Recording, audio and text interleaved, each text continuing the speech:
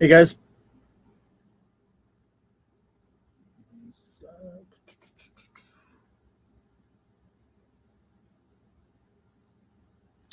Hope everyone's having a good day.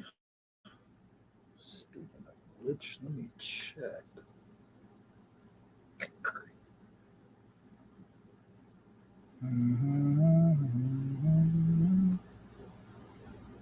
Oh, don't mind me. I'm actually just checking out some stuff. But welcome to the stream. This is well, I guess you could say a part two to Nerd Culture's Toxic Part Two. I guess. So yeah. Ugh, not really sure what to say for this one. Usually I kind of have my notes down and stuff, but hey, this time I didn't really have any notes for this one, so just kind of going off rip here. So give me a sec. I'll be right back. I got to use the bathroom.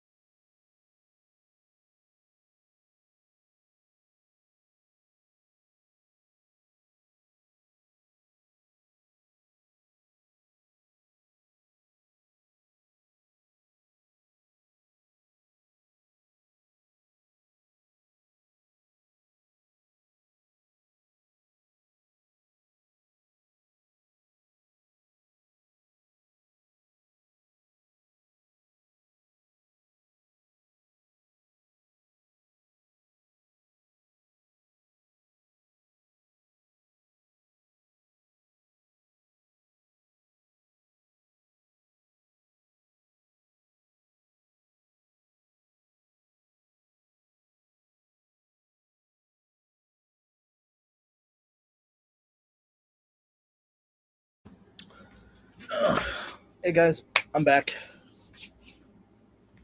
Man. So, nerd culture is toxic. Hey Ty, do you wanna come up real quick so you can say what you had to say, and everything. You know, at least to get kick things off.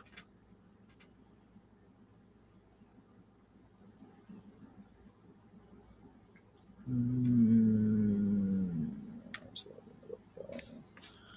that's good.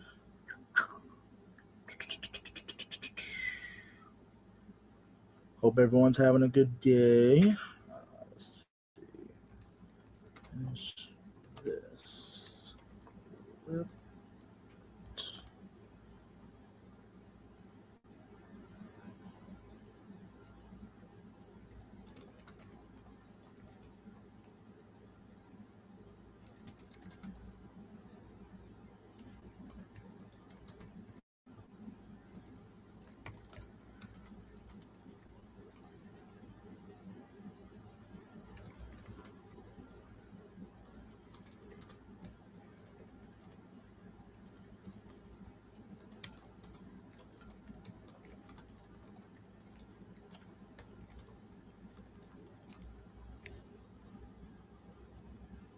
Hmm. Hmm.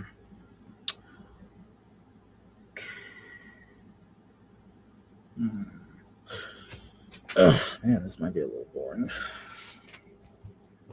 Uh, hmm. Does anyone want me to drop the link or should I wait?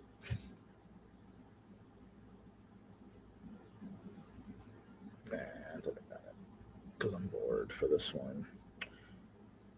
I really wish I had more time. All right. Oh, okay. Yeah. So link is dropped in the chat.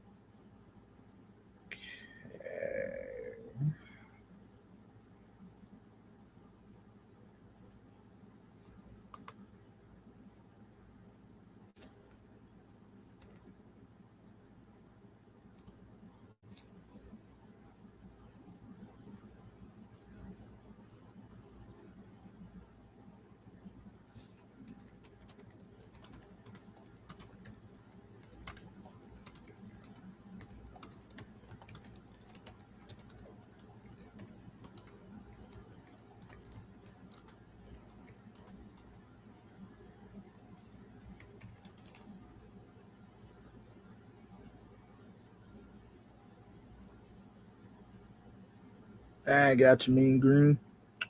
Well, I'll be here. Uh, so just don't mind me. I just have my camera off. Um, but like I'm just gonna be writing one of my audio drama scripts for one of my projects because I need to finish this one.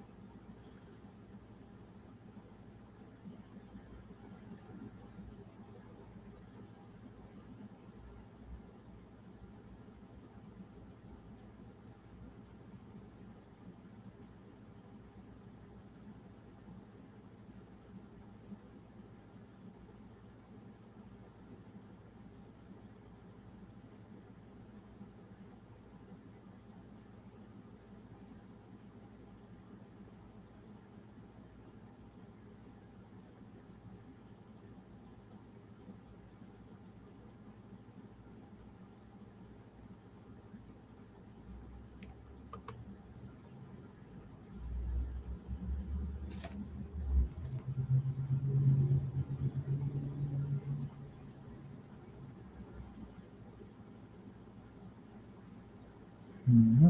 Mm-hmm.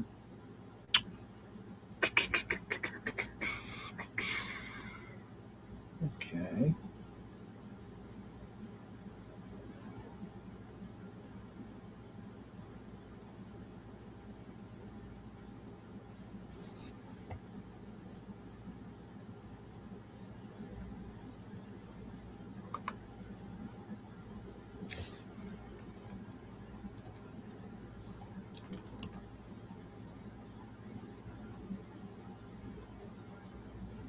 Huh.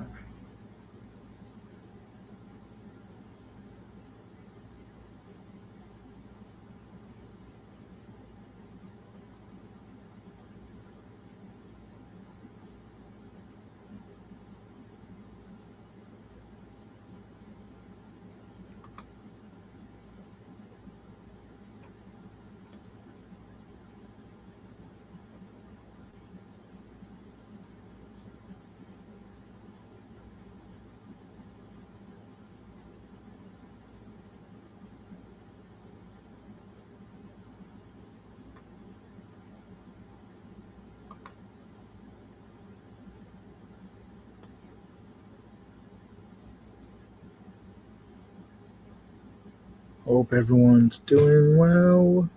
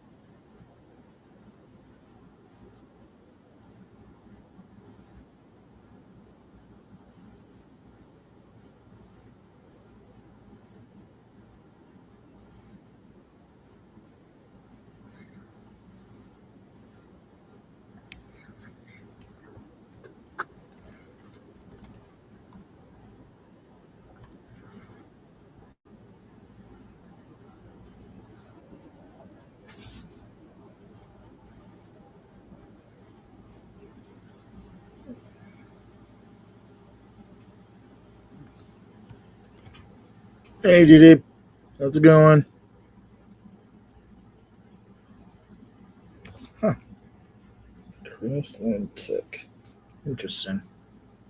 It's an interesting name. What's up?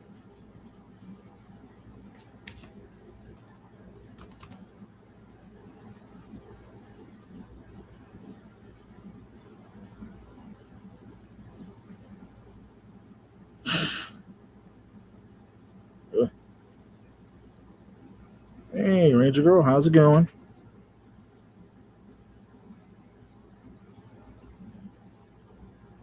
Hmm. Hope everyone's doing well.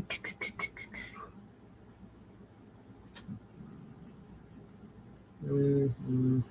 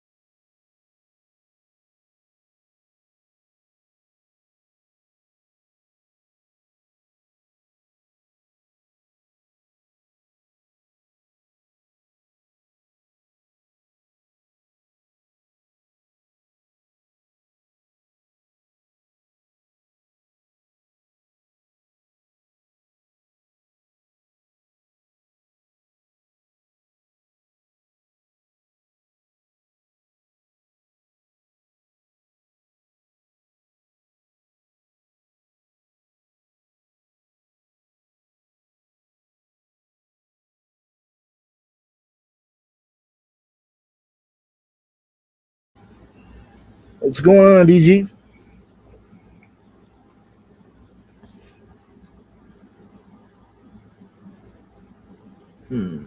Wonder what my boy Geek's at. Love to hear his thoughts on the whole nerd culture topics, stuff. Well, not the person, but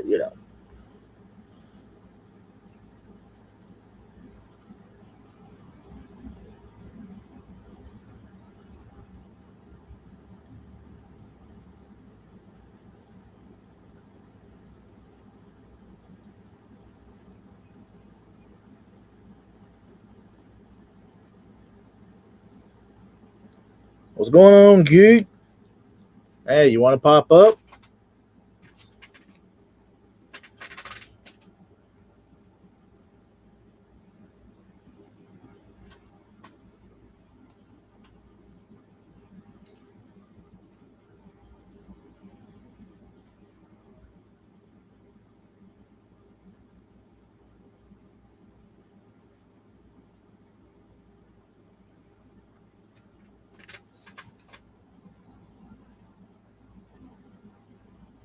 Oh, well, look who we have at the party. What's going on, man? Everybody? How you been? Ugh. Believe it or not, man, I have been very slow. Sluggish?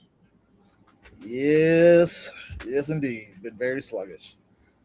Uh I've mostly just been trying to get myself in, you know, like kind of like move around and stuff, but no, I've mostly been sluggish.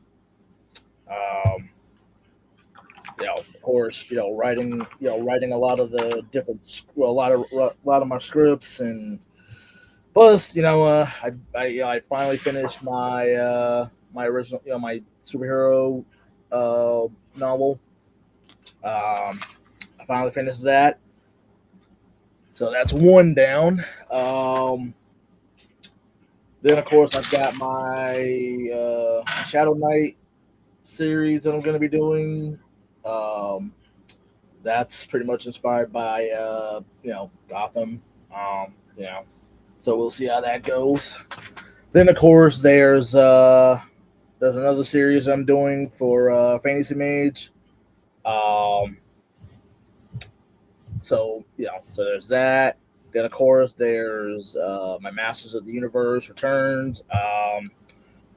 I am I am in the final battle portion of the script, and then so once I get that done, I'll probably have that done probably maybe tonight or tomorrow, depending. We'll see. Okay, that's what's So up. that's been pretty much what I've been up to. So what's going on tonight? Ugh, none really. Just just talking about nerd culture is toxic. Like not him, in particular. Just in general, really. Why is nerd culture in general is toxic? Uh, I wouldn't. I honestly, I wouldn't say it is. I just think like it's like in certain communities, but probably like all of the communities, really. There are some people that they don't like something just because of whatever they feel is the reason, and they tend to project it onto others. I guess more or less is from what from what I've been seeing lately. Like for example, like I've been seeing recently that a lot of people have been talking about the Supergirl movie, Woman of Tomorrow, um, and like how how it's gonna flop or how it's already flopping, and I'm like, the movie hasn't even came out yet, so how can you say it's flopping or it's going to when you have not seen the movie? You know, Yeah, I mean nobody's seen the movie yet. No, nobody's seen the movie yet, and people are already talking shit about it yeah, from the but way I mean, I think. from like Oh, her sorry. appearance and everything. Oh, sorry. Go ahead. Oh no, you're right. Yeah, like the way she looks and everything. I mean, it's like I don't know. Maybe what I guess. What I guess in some people's cases she's not pretty enough or something like that. I don't know. Look. Let's just see how the movie goes, man. I mean, that's really all you can do is just wait till the movie comes out. Yeah, yeah. That's all you can do. That's all you could do. I mean, come on. Like like me personally, like okay, like for the Masters of the Universe movie, for example, like I just saw that like what day before yesterday. I enjoy it. I now check this out. So mind you that when I went to go see it, I went to go see it around 4 p.m. and I guarantee you, no joke, I was literally the only one in my theater. Like I was literally the only person in the theater watching the movie. Really? Yep. So I had the entire theater to myself, which I was like, cool. I ain't got to worry about anyone talking. I could just literally watch the No, movie, lucky you. enjoy it Last myself. I was real happy about that. lucky you. We saw it last weekend. I think we saw it we actually saw it last Sunday. Because like we also saw a scary movie, so we saw that first, and then the next day I went back and went to go see Masters of the Universe. I mean, yeah, we didn't have a big audience, but there was a lot of children out that day. It was Sunday, so family day. I gotta get the kids out. I get it. I get it. So I mean, it wasn't that bad, but like there were times where I was like, would y'all just sit down and watch the movie? But then again, you're at a 2 hour movie. That's like 2 hours and some change, or 2.5 hours. Mm-hmm. I'm assuming that that some kids are going to get restless. I mean, I know. Well, I have a, not to put it out there, but I have a nephew. So I understand. From what I've seen, at a certain time they're going to be like, ooh, But that's just my observation. I don't know. Some kids are different, but for the most part, it was still. I thought it wasn't too bad of a movie. I think for what they tried to do, for the sake of I'm talking about for the story, for the sake of the story. You saw it already, right? So I think you're gonna have to say. I think you're gonna have to say no with spoilers, no spoilers. Well, the movie's been out for about a week now, so spoilers at this point. Yeah, so I mean, for what they tried to do, with the way they did with the story, when Adam was young and everything. I mean, dude was still learning how to fight, and then he was fooling around and everything. And then when he went into that portal and crashed on Earth and everything, he lost the sword and everything. He literally spent his living years on Earth looking for the sword. Ladies and gentlemen, Mr. Geek Zip himself. Look who's back from vacation. Hey guys, how are you? Going, man? Doing all right, doing guys. Pretty well, man. I am back from vacation. Back to the cave. How was it?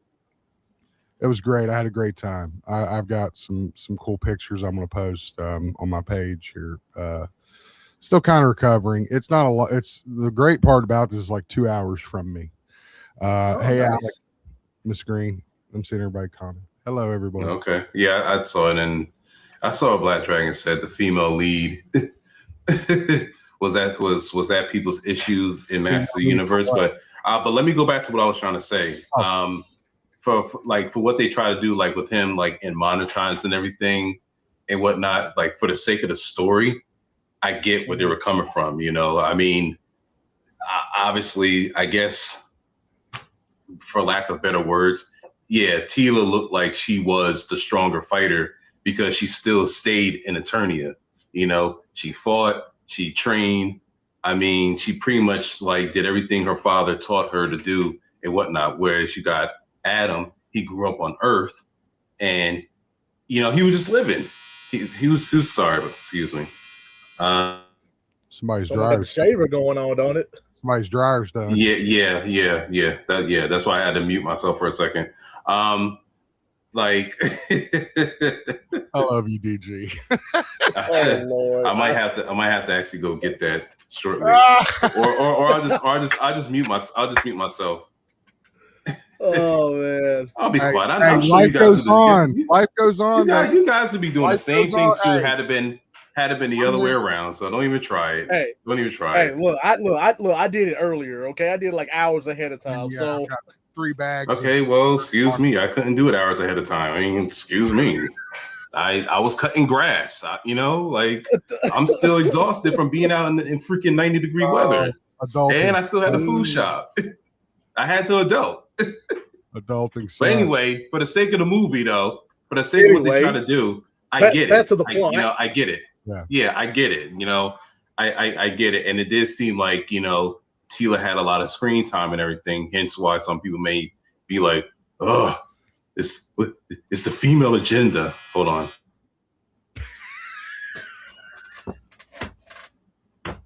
Somebody clip this, please. Double alert. He got the double alert. He got that. Oh, I'll get it later. Somebody clip this. No.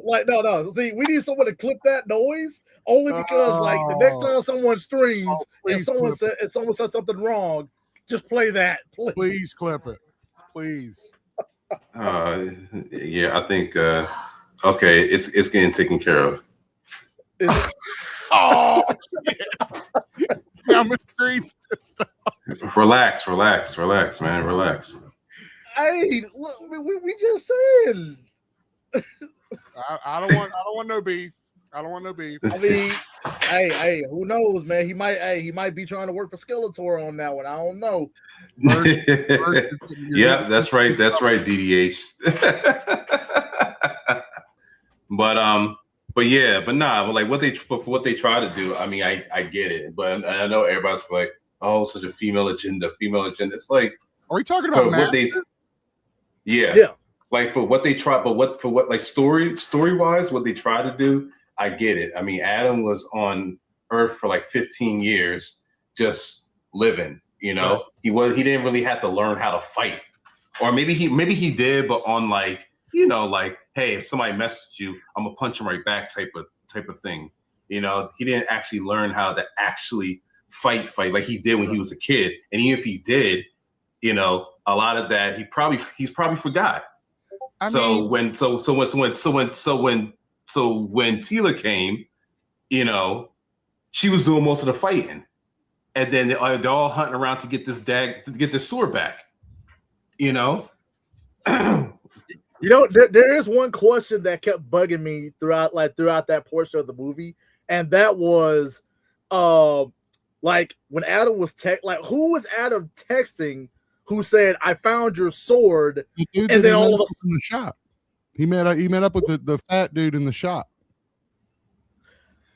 Because, well, yeah, true. Remember, because he pulls up in the car and he's on the phone with him, and he's like, "You'll know," and it's like a joke. Again, jokes. It's all jokes.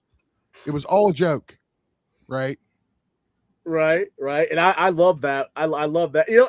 What really had me laughing during that particular scene was the fact that Adam Lily just stole the sword, and then Lily, the girl that worked there, I imagine, the very thing she asked him was, "Are you single?" I'm like, wait, what? I'm not saying there wasn't good humor in this movie. There was. There was certainly parts where the humor was there, and I was like, you know, that kind of thing. I mean, the scene. Are we spoiling or not? Is this a no spoiler? Oh yeah, we're spoiling. I've already talked about the beginning part. The movie's been out. I put the disclaimer up there. There may be spoilers when they're doing the laugh. I mean, dude, that's hilarious, right? I mean, I'm not gonna lie. That had me. That had me at the end. It was funny, right? But I mean, then again, and I explained this, I think, on DG's stream. And also a little bit on mine, that if he would have kept the secret identity, that stuff wouldn't have mattered, right? Because Adam is bungling, and that's fine. But when you have He-Man bungling, you're going to lose your audience. You're going to lose it. Because that's not I agree. Right? And as far as Teela, I mean, she was the main character in the cartoon in 1983. So I don't know how that's a feminist agenda. She had a little bit, I guess at one point she had a little bit more screen time than Adam did when he became He-Man, but he technically wasn't He-Man. Well, no, okay. See, the one problem I had with this, because I like that, you know, that there's a multiverse out there, but at the same time, but like for this particular, you know, version of having Adam transform into He-Man for the first time, like at the end, you know, Fisto literally said, like, did he think we forgot? Last time I checked, none of you were around, to see him transform when he did, you know. So it made me wonder, do you guys just recognize him because he's still Adam? It's not out of the realm of possibility that they may come back and pull a multiverse retcon and have sorceress cast some spell over the kingdom that, you know, erases the memory of that. I mean, that's possible, and I could buy that.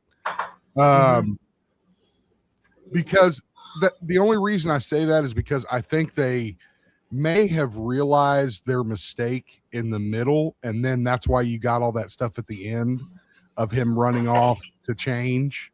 Because if you think about it, it really makes no sense, you know, and it's almost like they're trying to walk it back, if that makes sense, right? I mean, so the problem is, though, you're not going to walk that back with Teela. You're not going to walk that back with Man at Arms. You're not going to walk that Right. back with some of the major characters that he was with through that movie. So they could walk it back, but it would have to be like magic. And that's the great thing about this series. You can fix everything. There's nothing you Yeah. can fix because everything is completely fantastical, right? It's fiction. So you can do anything. And that's what magic in a property is great to have. That's why Marvel gets a bunch of shit, right? Because even though they do have magic in their properties, they don't lean on magic. They lean more on powers.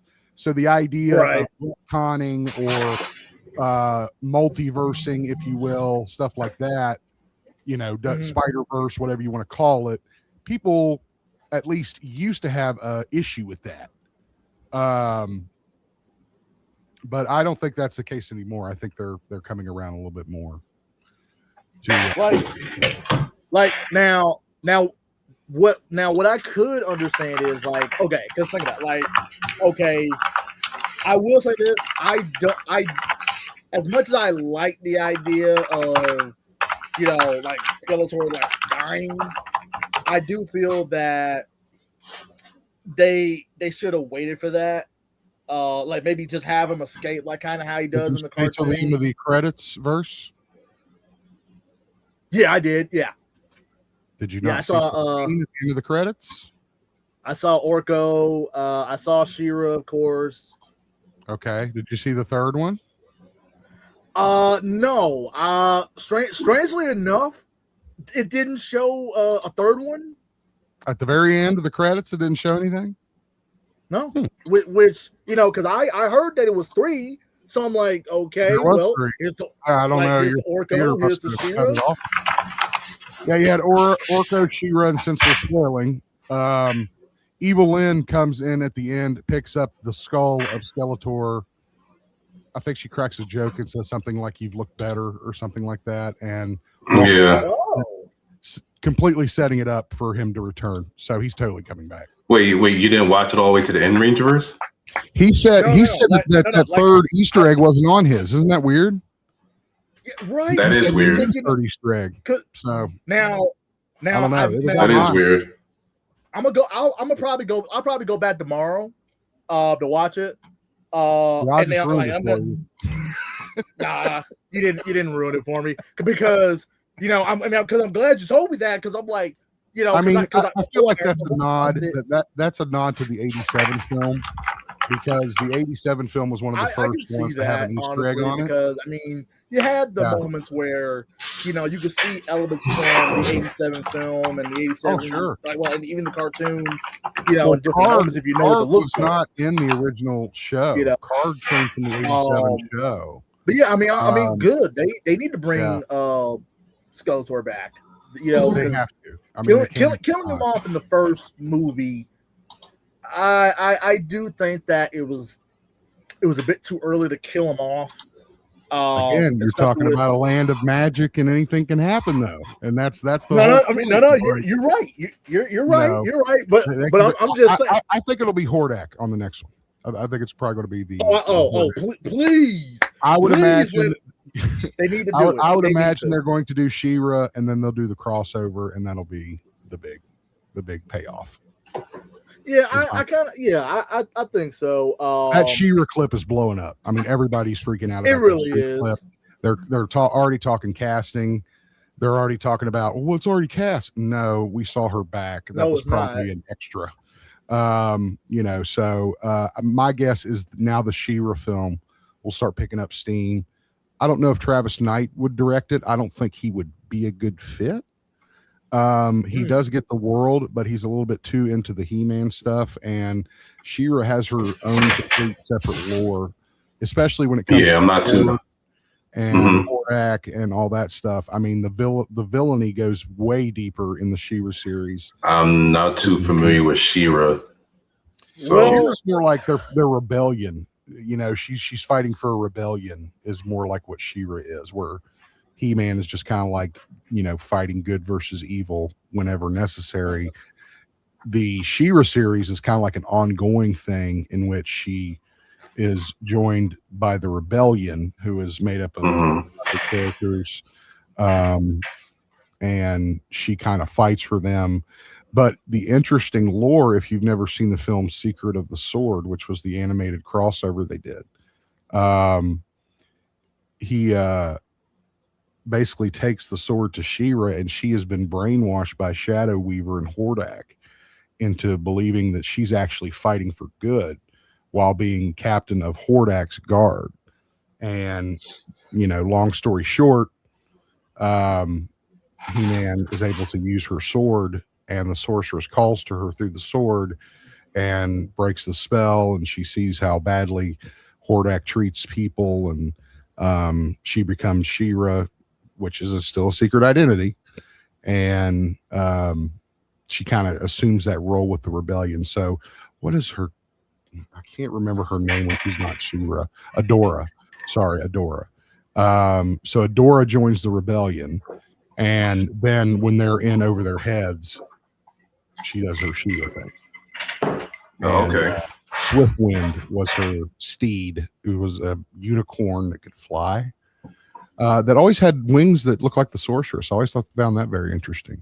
That the wings on Swiftwind were the same colors as the sorceress's bird wings when she becomes Zor. So, do you know what I'm talking about? Okay. I'm sorry, I'm watching the game in the background. Yeah, lucky you. I don't have the game on anywhere, but I'm okay hearing about it. It's close, man. They're doing good. You talking about the Knicks and the Spurs, right? Yeah. About 40 seconds in the second. San Antonio's up 40-37. Oh, good game. Okay. I mean, it sounds like it's been a good game because, like, the scores have been close lately. Well, I mean, my God, what New York did 2 nights ago, my God, that was insane. I went to bed. I was like, okay, they're done. You know, I was like, there's no way they're coming. Yeah. Nah, we were live. Knicks win, and I was like, holy shit. Yeah. That's the craziest thing I've ever seen. I was still up when I was looking at the score and everything. I was like, oh snap. Yeah, okay. What I miss? Nothing. I kind of filled him in on the backstory of She-Ra a little bit, and then we started talking about the Knicks. Yeah. So, but yeah, okay. So the She-Ra feminist agenda, the people are going to be really pissed off when She-Ra comes out. Man, look. Wait, what? Okay. I said, you talking about feminist agenda, people are going to be really pissed off when She-Ra the movie comes out. Then you talk about Lord. Then you, yeah. I need to say something real quick. I need to say something real quick. What the F people want in these films when it comes to women? Like, what do they want? Like, they seriously, don't know. What do they want? Do they want just a simple chick flick where it's all women, like, I don't know, like Sex in the City type stuff? You know,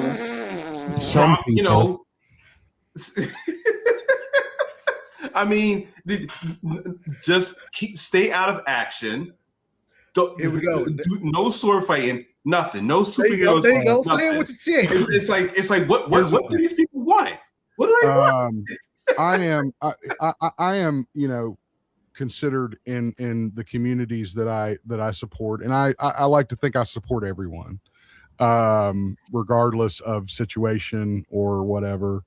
You know, if you create content and you're working hard at it, I will be there to support you. Right. So with that said, I don't care. I'm 43 years old.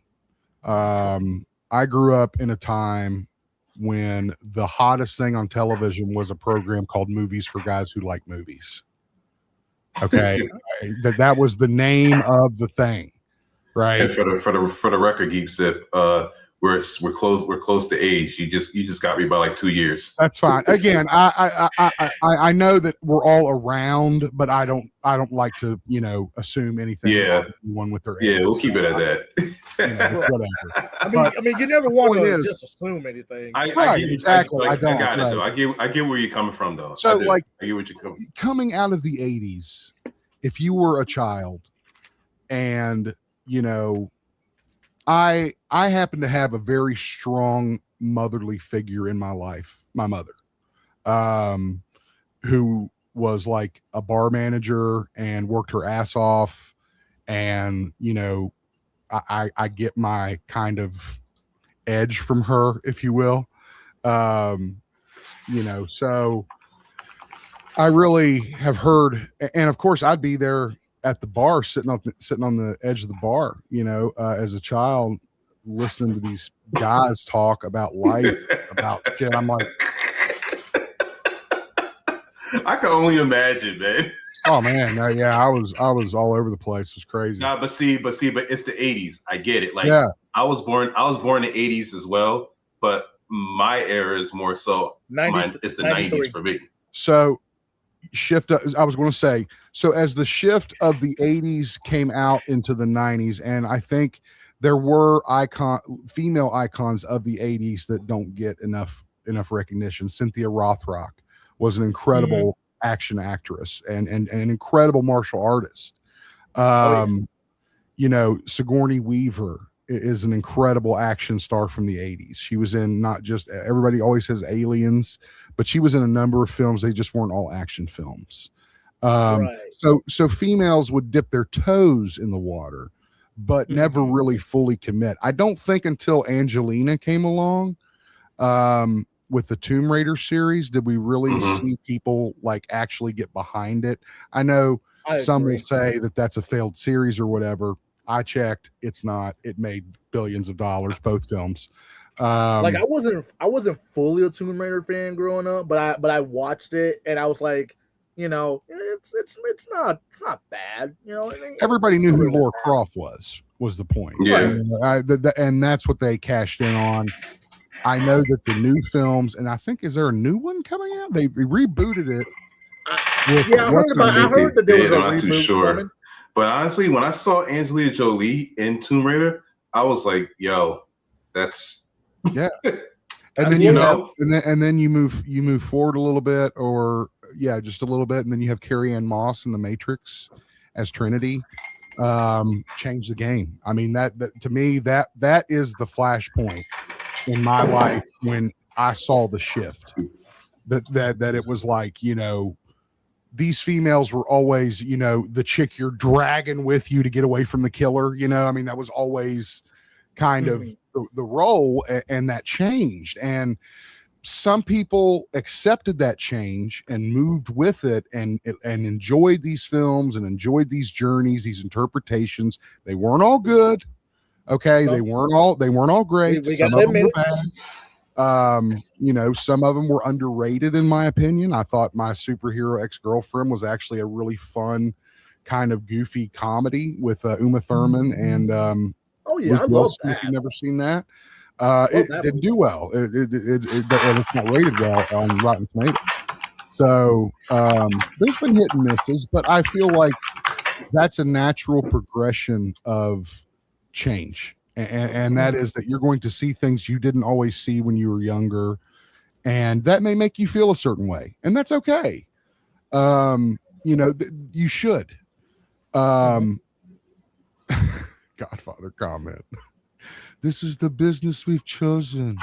And like, you know, some people get on board with that, some don't. That's fine. If you're not into it, don't watch it. I mean, it's that simple. If you're stuck in a place in time where, you know, everything is masculine, everything is, you know, Arnold Schwarzenegger, everything is Sylvester Stallone, everything is Jason David Frank, everything is, you know, all this stuff, then you're going to feel a certain way when you see characters like Tila, or you see characters like She-Ra, or when you're confronted with some of the greatest action heroines in history, which I know has been the case.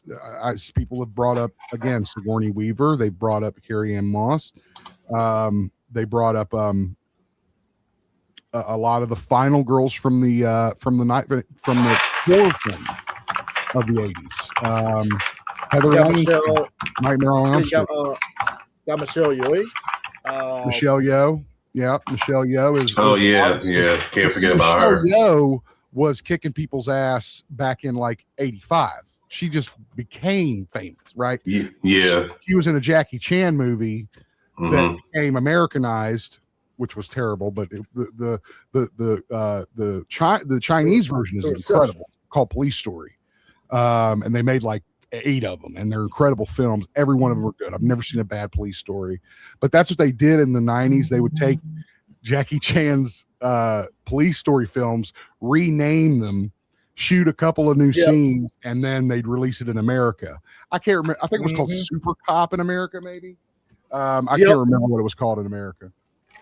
Yeah, because see, But what that's I when we first noticed, saw Michelle Yeoh, and then she was a Bond girl, and then she went on to do a lot of, Crouching Tiger, Hidden Dragon, a lot of really Asian style films. DG, I can hear you clacking, right? Yeah, I know. You got one of them typewriter keyboards, bro. Like, God dang. What you clacking so hard over there? Like, golly, Clark Kent over there. Just shut up and listen to Keeks Black, look, we got a black Clark Kent. Oh man, I got to clip that for my kids. Just shut up. Please do. Please do. Just shut up and listen. Don't worry about it. Oh man.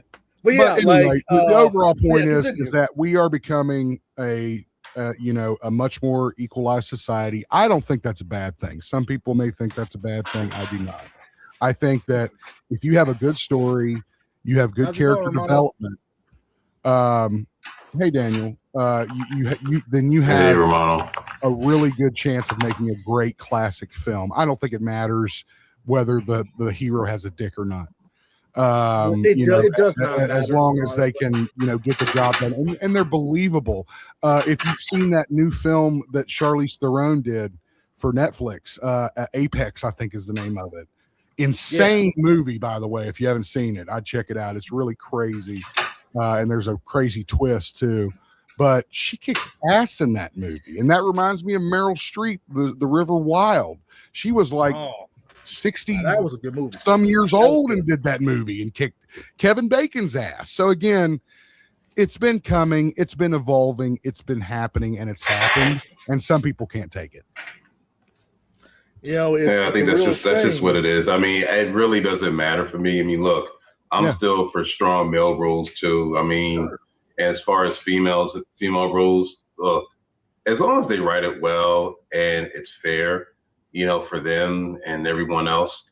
I mean, it's whatever, Now, I think I was saying on another stream that, like, I don't know if I said this on another stream or not, but like the days of like, the way they make certain movies like they did in the 80s and 90s or earlier, it's not there anymore, Like it has to be allowed to evolve like everything else. Yeah, like it's not going to be what it used to be, like, because you got more people that are speaking up, they're speaking out, they say, hey, we want to see more of these people in these roles. Hey, we want to see more of those people in roles.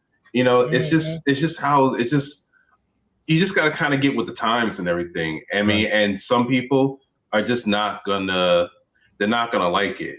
And that's okay. I mean, again, they're just not gonna like it.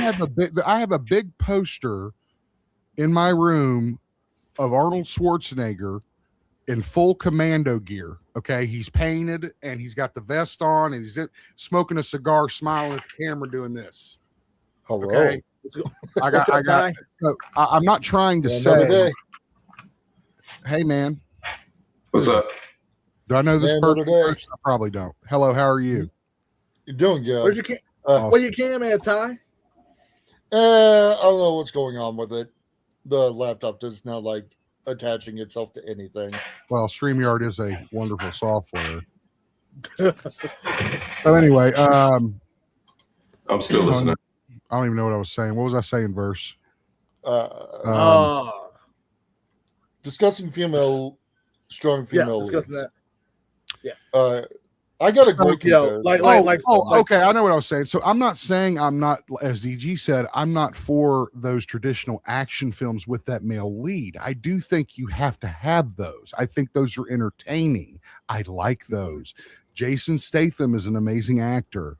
He is still doing those types of movies. He cranks one out every year. It's actually getting a little old, if I'm being honest.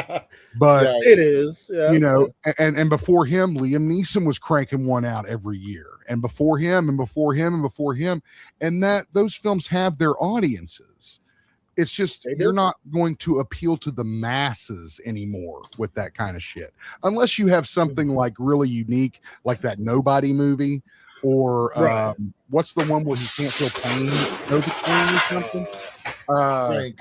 Something like that. But Oh. so if you have a unique situation, but again, that's why everybody's rebooting everything. And that's why they're never going to succeed, because film has already evolved past what made those stories so special. Right. Running Man. Again, I said it when I saw before anybody was cast, I said it's gonna fail. Do you know Yep. why? Because it was directed by Paul Verhoeven, who is insane.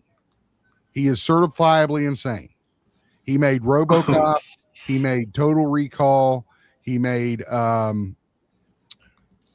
trash RoboCop. The older ones, or the new, or the older ones, or the He made the reboot ones? originals. He made the original okay. from the 80s. He made Starship Okay. Troopers. Remember how batshit crazy that movie was?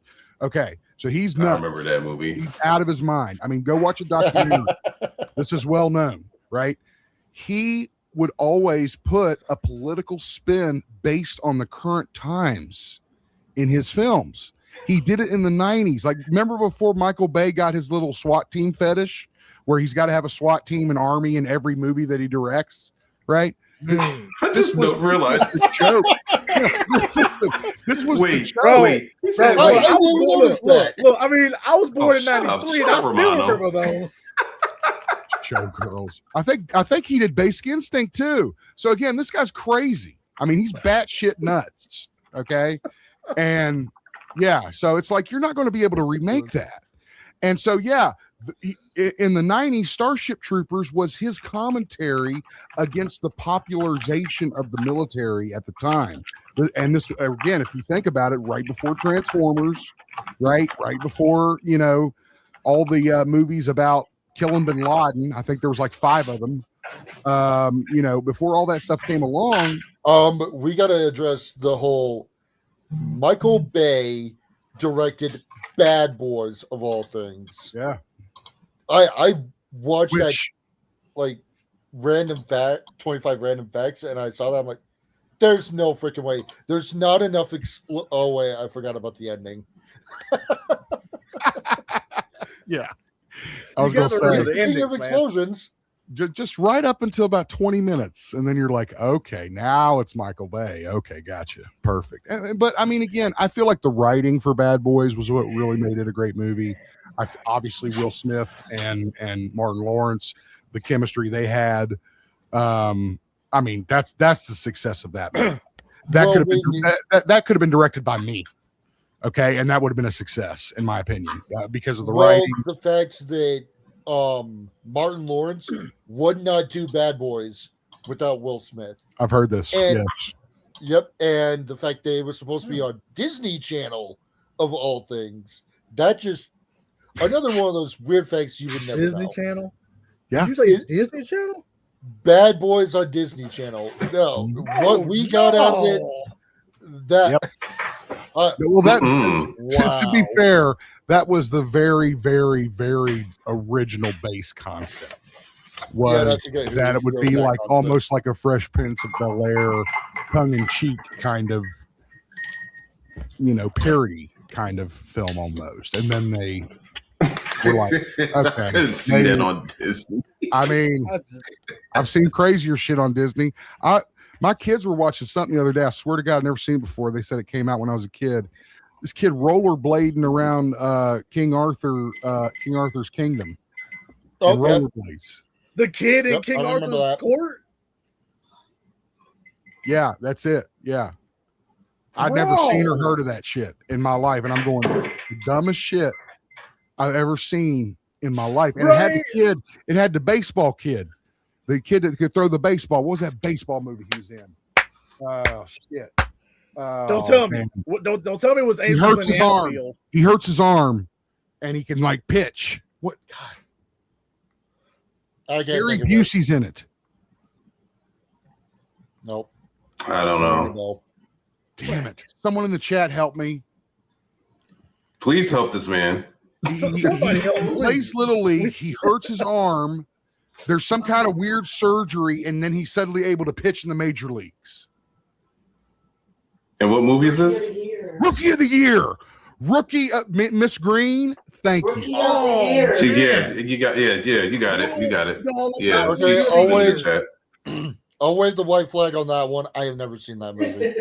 Oh, that's great. Actually, so it's that same kid. It's that same kid, and he's he's like rollerblading around, and I'm like, How? so my kid's going to explain to me that apparently it's a time travel piece, and apparently he has traveled back in time, and I was done at that point. Then they started watching The Dark Knight, and I was all about it. So I actually love the Dark Knight trilogy. The Dark Knight trilogy was good. Yeah. So you know what? that's gonna be a hard one to do. I just started. I just got Fantasy Mage into watching Batman Begins. Like she's just started watching it yesterday. So the only movies that she's shown me that she's watched at least is of course the 1989 Michael Keaton Batman, Batman Returns, Forever, Batman and Robin. Her favorite Batman is Adam West because I think she grew up with that one. But I'm trying to get her into like the other. That's my Batman grandmother. movies, her favorite ones. Thomas Ian Nicholas. Yeah, I enjoyed that was that kid's name. That's right. the problem I have with Batman, and this is completely every director's fault. Casting a new Batman every single iteration, but I really enjoyed the Tim Burton Batmans. You could definitely see them. It wasn't Michael Keaton. It was Val Kilmer. Was it Val Kilmer? You It talking was like Keaton- yeah, it was like Keaton, Val Kilmer, and George Clooney. George Clooney. Clooney? Yeah, George Clooney. Clooney. Oh, okay. So the Clooney films, and I hate to say it, Batman Forever and Batman And Robin. Batman and Robin. were two of the best movies Sure. out of all of the series besides the Dark Knight trilogy. And here's the Okay. reason. From the hold on. 90s. Oh wait, From wait, the wait, 90s. wait, we gotta hear this. No. Listen, I can attest to that because of the marketing they did for Batman Forever. I will never forget the amount of marketing they did for that movie. I mean, before it came out, cups at McDonald's, Yeah. toys. I remember Toys this. out the I ass. remember this. I mean, twice the amount of toys as Batman Returns or Batman had. Yeah. Batman, the original movie, had 4 toys. Okay, you had the Batmobile, That was it. the Batwing, Batman, the Joker, and I think Bob the Goon. That was Yeah, the 5. Also, actual- Bob. Bob, but- whatever. Yeah, Bob the Goon. So yeah, I that. Man, remember like- this growing up, though. Like, So you like go from growing that. Yeah, look here, the glasses. Remember those glasses they had those glasses from McDonald's. Everybody remembers that. nah, That's- but I get that. remember that, I though. get where I 90 remember is coming that. from. I really do. Because that's what they grew up I Like, grew up remember. I The grew up very remembering the first. returns and all that. I remember. I like them marketing and all that. I remember that, and I actually went to the theaters to see Batman Returns, Batman Forever, and Batman and Robin. Yeah, and the problem with Batman Returns is scared the shit out of all the kids.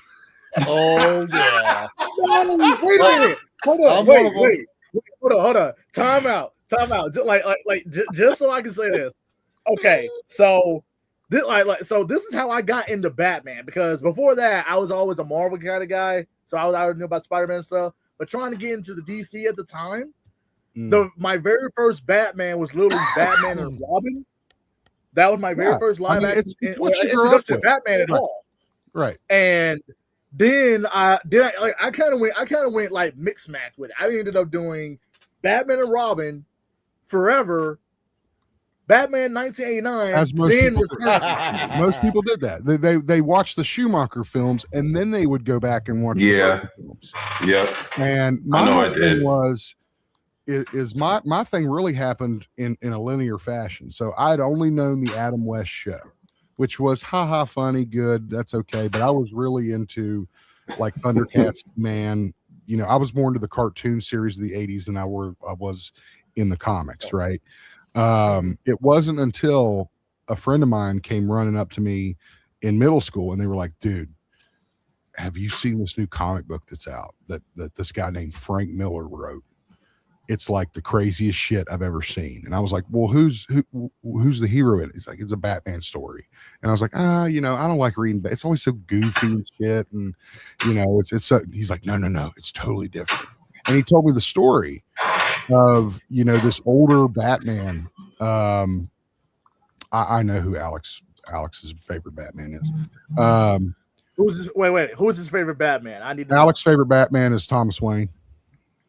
Oh, okay. Well, okay. Yeah, I know who it is. But I mean, so he's not. Hey, that's a good choice.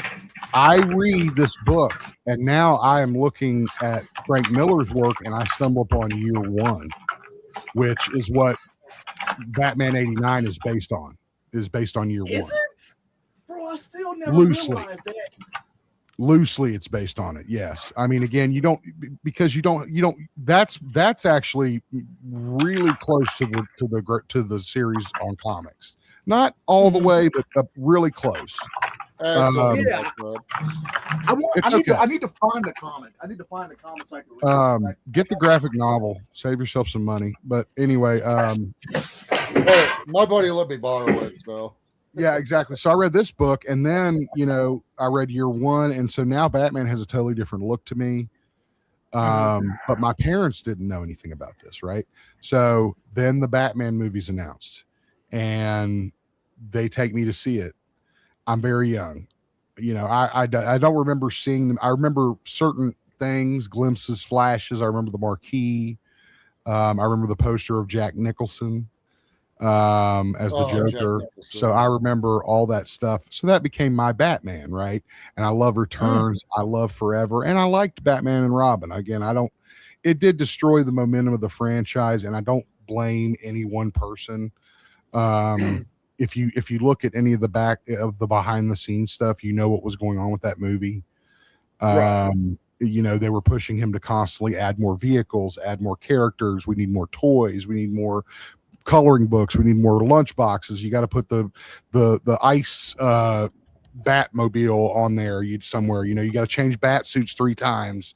You got to add Bane. You got to add all this other shit. So who knows what Joel would be able to do? Yeah, had he had free reign. Yeah. Wow. So it basically was Spider-Man 3 before Spider-Man 3 ever came out. Pretty much. Pretty much. Wow. Again, wow. but there was no internet. Now that I look back right? at it, it's like, wow. I'm definitely hoping that this new iteration of Batman goes okay. But the reason why I say Batman Forever and Batman the Bold, I have no clue what they're doing for this new. I think that's the best. I think the best idea is what they're doing right now. They're having 2 Batmans in 2 separate universes that will never cross, and that way, and and you can't really do that with any other character than Batman. You know what I mean? You can't have 2 Supermen. That wouldn't make sense. Well, right? we got the 2 new Superman movies, which I'm still skeptical about Supergirl. I'm still gonna watch it for review's sake, but just going off of the trailers, why did they do this to her? This is not who I grew up with. Give me Justice League Kara, or give me Superman and Lois Kara from the animated series. She was badass. I think she worked hard for her role, and she just said no fucks given. Come at me, bro. I think the gun film is based off of Woman of Tomorrow, if I'm not mistaken. It is. It's based off that. Which based is off that comic. which is drastically a different story than your classic John Byrne Supergirl, which was always kind of just an accompanying character to Kal-El to appeal to a female audience. I mean, I think that's pretty obvious. And that is not the way to go. Well, I mean, again, to be honest, I don't know. Now- I don't know his plans of how he's going to set it up. So I don't want to be too hasty to run in and be like, why is there a Supergirl film? This makes no sense. There could be an important canon point for like Brainiac or something that's going to be in the next Superman film. So you really have to wait to see it to determine that, than just say it's not the Supergirl I know, so I'm not going to like it. That's just my opinion, though. I mean, Right. just Like, my- now, like to go back to that, to what you were saying before, Geek, about having like two different Batmans, and stuff like that. Like the one thing now, I'm this will kind of get to the Arrowverse in a way. Mhm. What I really don't like, in particular, like even back then, is that this mandate where it's like you can't have two different Supermans running around or two different Batman stuff running around. But what really got me was, especially when it came to the Arrowverse, is that long before Superman and Lois showed up, we already had Superman show up during Supergirl, but when it came to like Batwoman, you didn't have Batman. I mean, like that. That's just okay. the only No, thing. no. No. Wait. I remember that. Wait. You're going down a hole, dude. I You're going down a hole heavily watched the now, Arrowverse. bro. I heavily watched the Arrowverse too. But I hold was on literally now. like, Wait. following every single wait, damn wait, episode look, of that. The only issue that I had with it. Okay, look, Supergirl season 1. You mentioned, you mentioned Superman here and there. Fine, because it ain't about him. It's about Supergirl. Okay, Right. but then season, you even mentioned Batman here and there during season 1. Fine, okay. Nice to know that they both exist in this universe. Okay. Season 2, we finally get to see Superman. So I'm like, okay, and then like it's played up to where it's like, oh, Supergirl actually is stronger than Superman. I'm like, why do you have to keep why do you have to constantly bring that up? Like, we get it. Okay, we get it. This version is apparently stronger than Superman, which I'm sorry, I still don't think so. But it is what it is, I mean, that's just me because they kept shoving it down my throat. But when it came to Batman and like Batwoman, I'm just You know like, what I'm about to say, right? now hold on, wait. I'm just saying, like, Go if ahead. you're gonna show Superman during Supergirl, you can show Batman. I don't care if he's got a movie or whatever. You can show Batman. You're already doing it with Superman, so what? You might as well go ahead and do it with Batman. Otherwise, Batman is the stop only bringing him up. character. Batman is the only character that you can fuck around like this with. I'm telling you. You cannot do it with another character. It would make no sense. And you have to remember, you have to remember for Supergirl and Batwoman, you have to remember it was the female. I'm just playing. Okay. Well, in that case, I agree. But again, we're going down a hole. Why? Okay? She was stronger than Superman. I mean, again, yeah. Well, I mean, okay. I mean, because look. I'm talking junk, man. I'm talking junk. I mean, Don't I come at me. low hanging fruit. Look. Like the way I look at it is the version of Superman that was on Supergirl. Fine, I didn't even like that suit, bro. That What's his name? Tyler Chokin or something? Is that his name? I can't remember. Something like that. No. Like I love his portrayal as Superman. I love that. I didn't like his Especially suit either. Lois. It was too injustice-y, and I don't like that suit, honestly. Yeah. Now his Superman and Tyler Lois suit.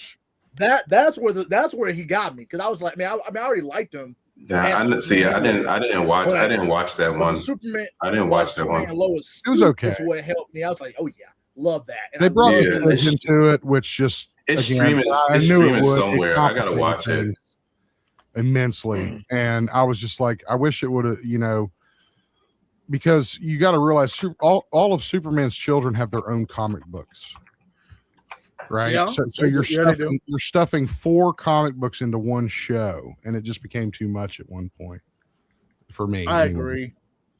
agree. It did. But like you were saying, like you can't do it with you can't do it with Superman or the others. Spider-Man, Batman, you can't do it with Hulk. You can't do it with. Oh, we know you can't do it with other Hulk. You might as well not even bring him into the Right? conversation. You can't do it with any other character because Batman has that unique ability to be. People have seen him be as campy as he can be, and as dark as he can be. I Right. agree, and he's So, worked. so in you've got every- a wide every- spectrum. So if you did okay. So let's say you had 2 Supermans, right? Mhm. Okay. Is Metropolis going to look the same? Oh, hell Probably. no. No. No? You I think say no. Metropolis will look different?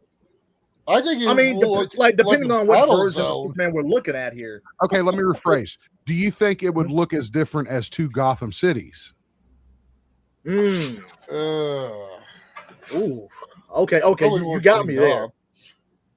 You Okay, so definitely that's got one. me there. That's one. Now, so if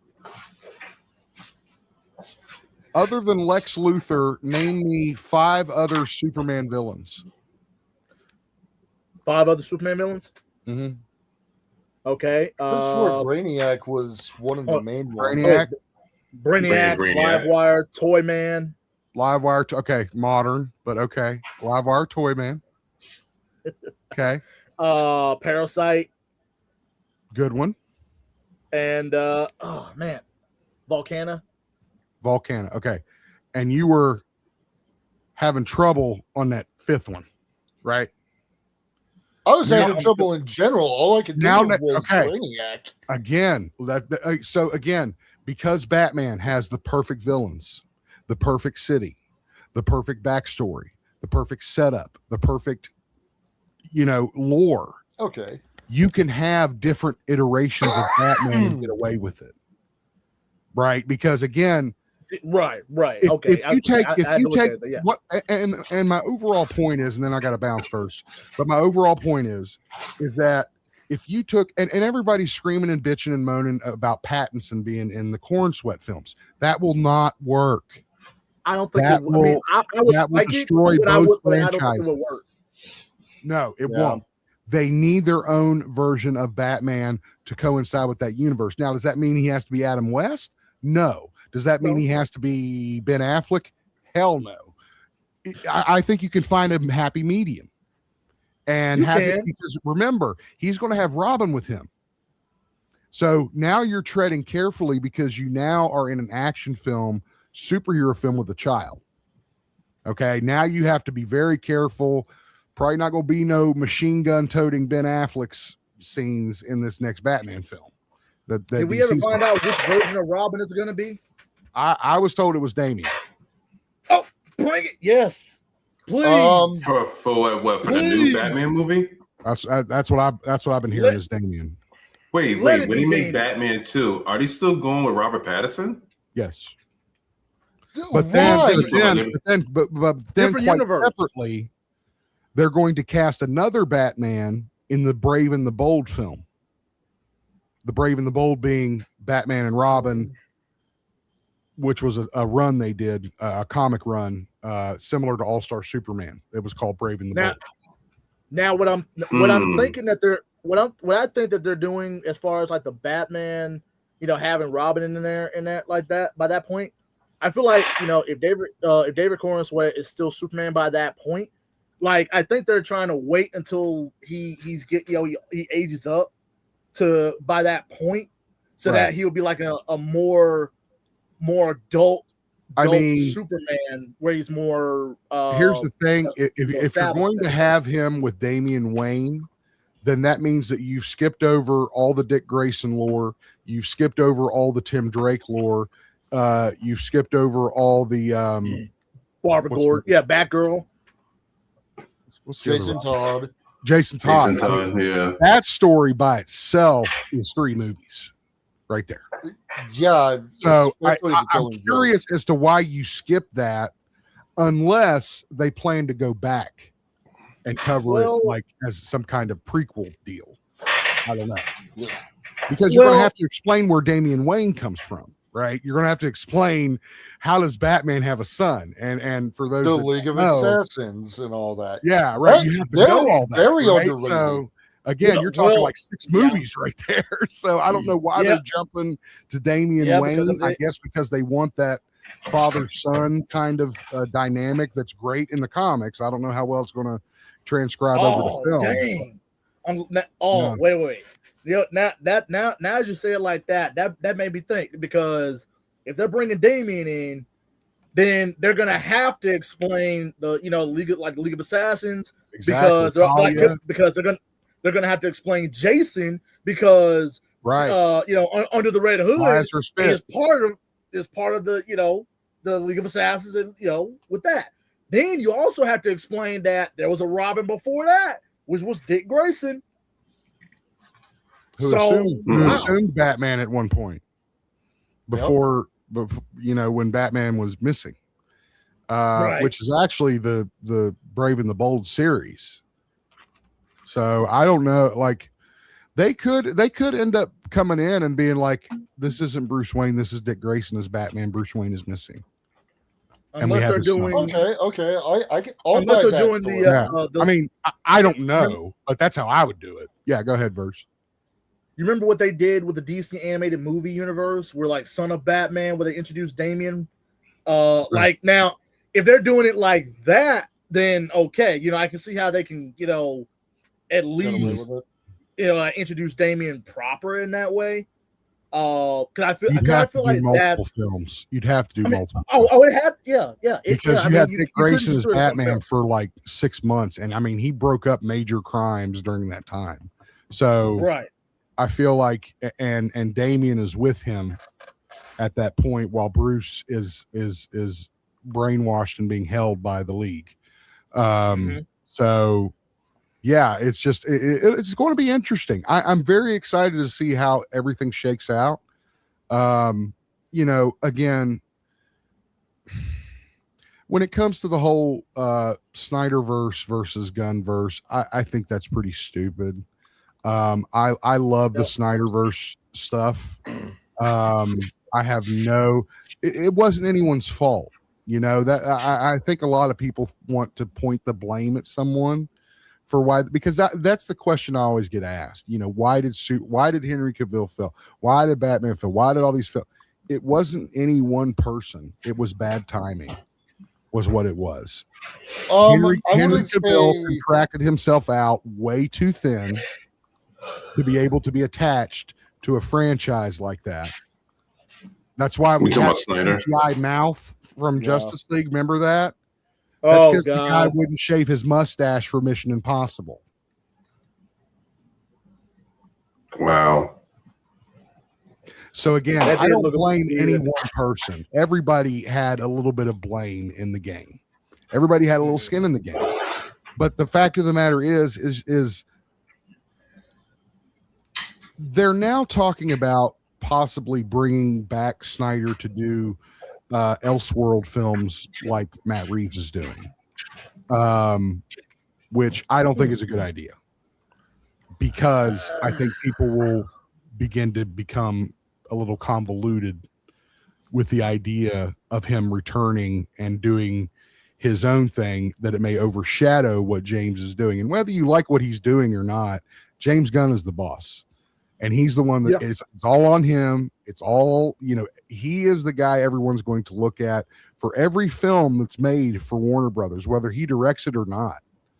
Yeah, So, like they're doing with Supergirl. Have a rogue director, a brilliant rogue director like Zack Snyder, a part of that plan, I think you're messing with fire in that situation, because again, you could really derail your franchises if you have a person that doesn't go along with the overall vision. Now, does that mean that he has to do everything the way James Gunn would do it? No, that's not what I'm saying. No. But you have to adhere to a certain vision. That's what Marvel got right.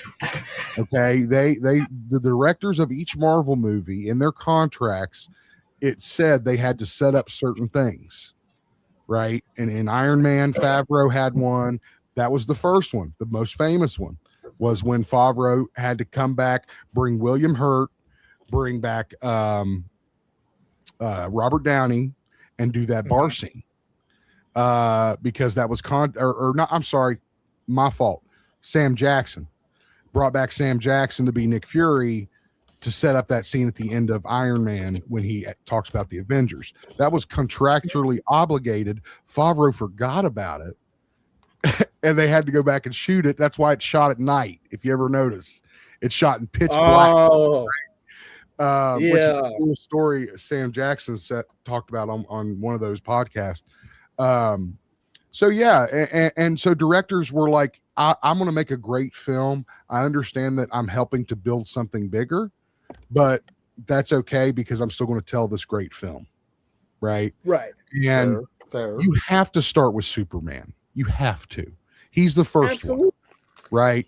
You're again, and I say this all the time. Batman versus Superman was a incredible Batman film and a horrible Superman film. 100%. That's fair. That's fair. Yep. I can see that. 100%. Yeah, I I can mean, see that. Because people always ask me, well, what was the sequel to Man of Steel? I was like, well, it's Batman versus Superman. Batman versus Superman. I was like, well, it's a great Batman film.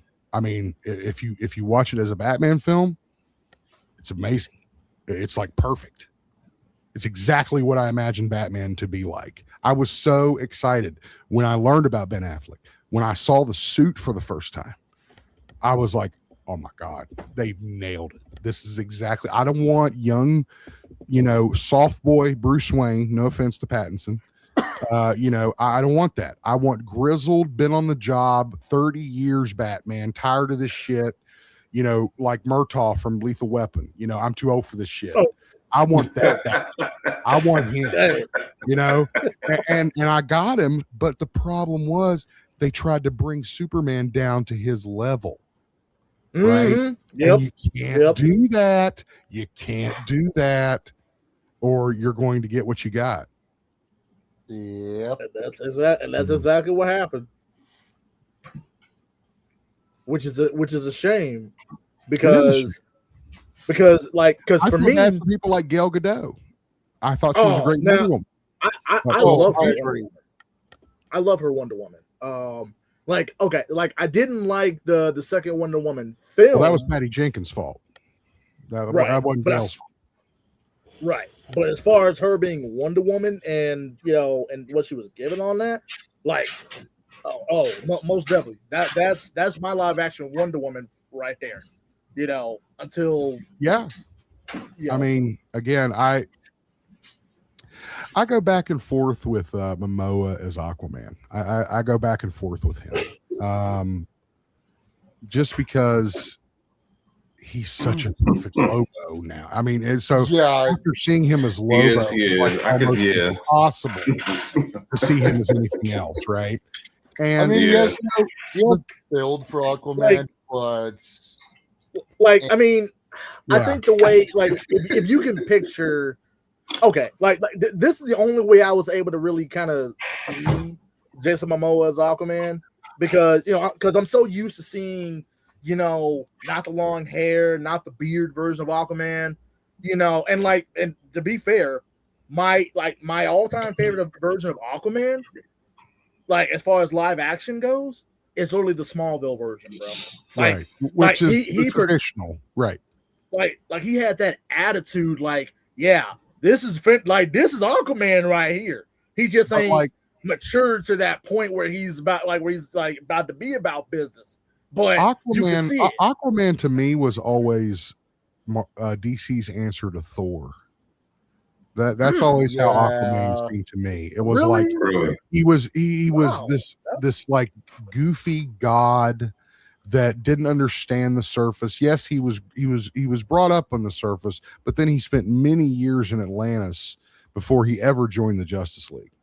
So he kind of became this, love to go into battle. There was a little wink at that at the end of the first Aquaman film with Momoa, where he like is excited to go to battle, and that's what he wants to do, and it's like a great day for him and all that stuff. But my favorite version of Aquaman, honestly, and this probably will shock a lot of people, is the New 52 version of Aquaman. I really, the War for Atlantis was one of the better comics that I've read. That was a good comic storyline. Right. I mean, so that, and again, he was kind of more traditional looking, and I'm sure that's probably what Gunn will go for on this one. Snyder has balls. He'll take chances, and he'd work with Momoa. So, I don't know, but what I do hate, I don't hate anything. What I do dislike is people not letting people have their opinions of what they think of these films. Snyderverse fans hating Gunn first fans and all that. I mean, watch it all and make your own opinion, and read some books. There's a lot of books on these guys, y'all.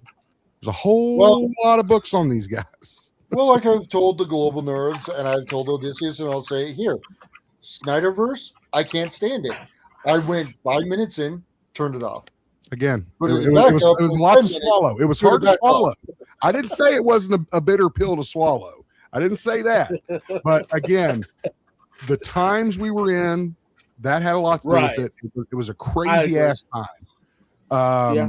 Effects had just they'd just done the avatars, right? So effects were just crazy back then, right? And you could do so much with Man of Steel, and that was the first time people actually got to see.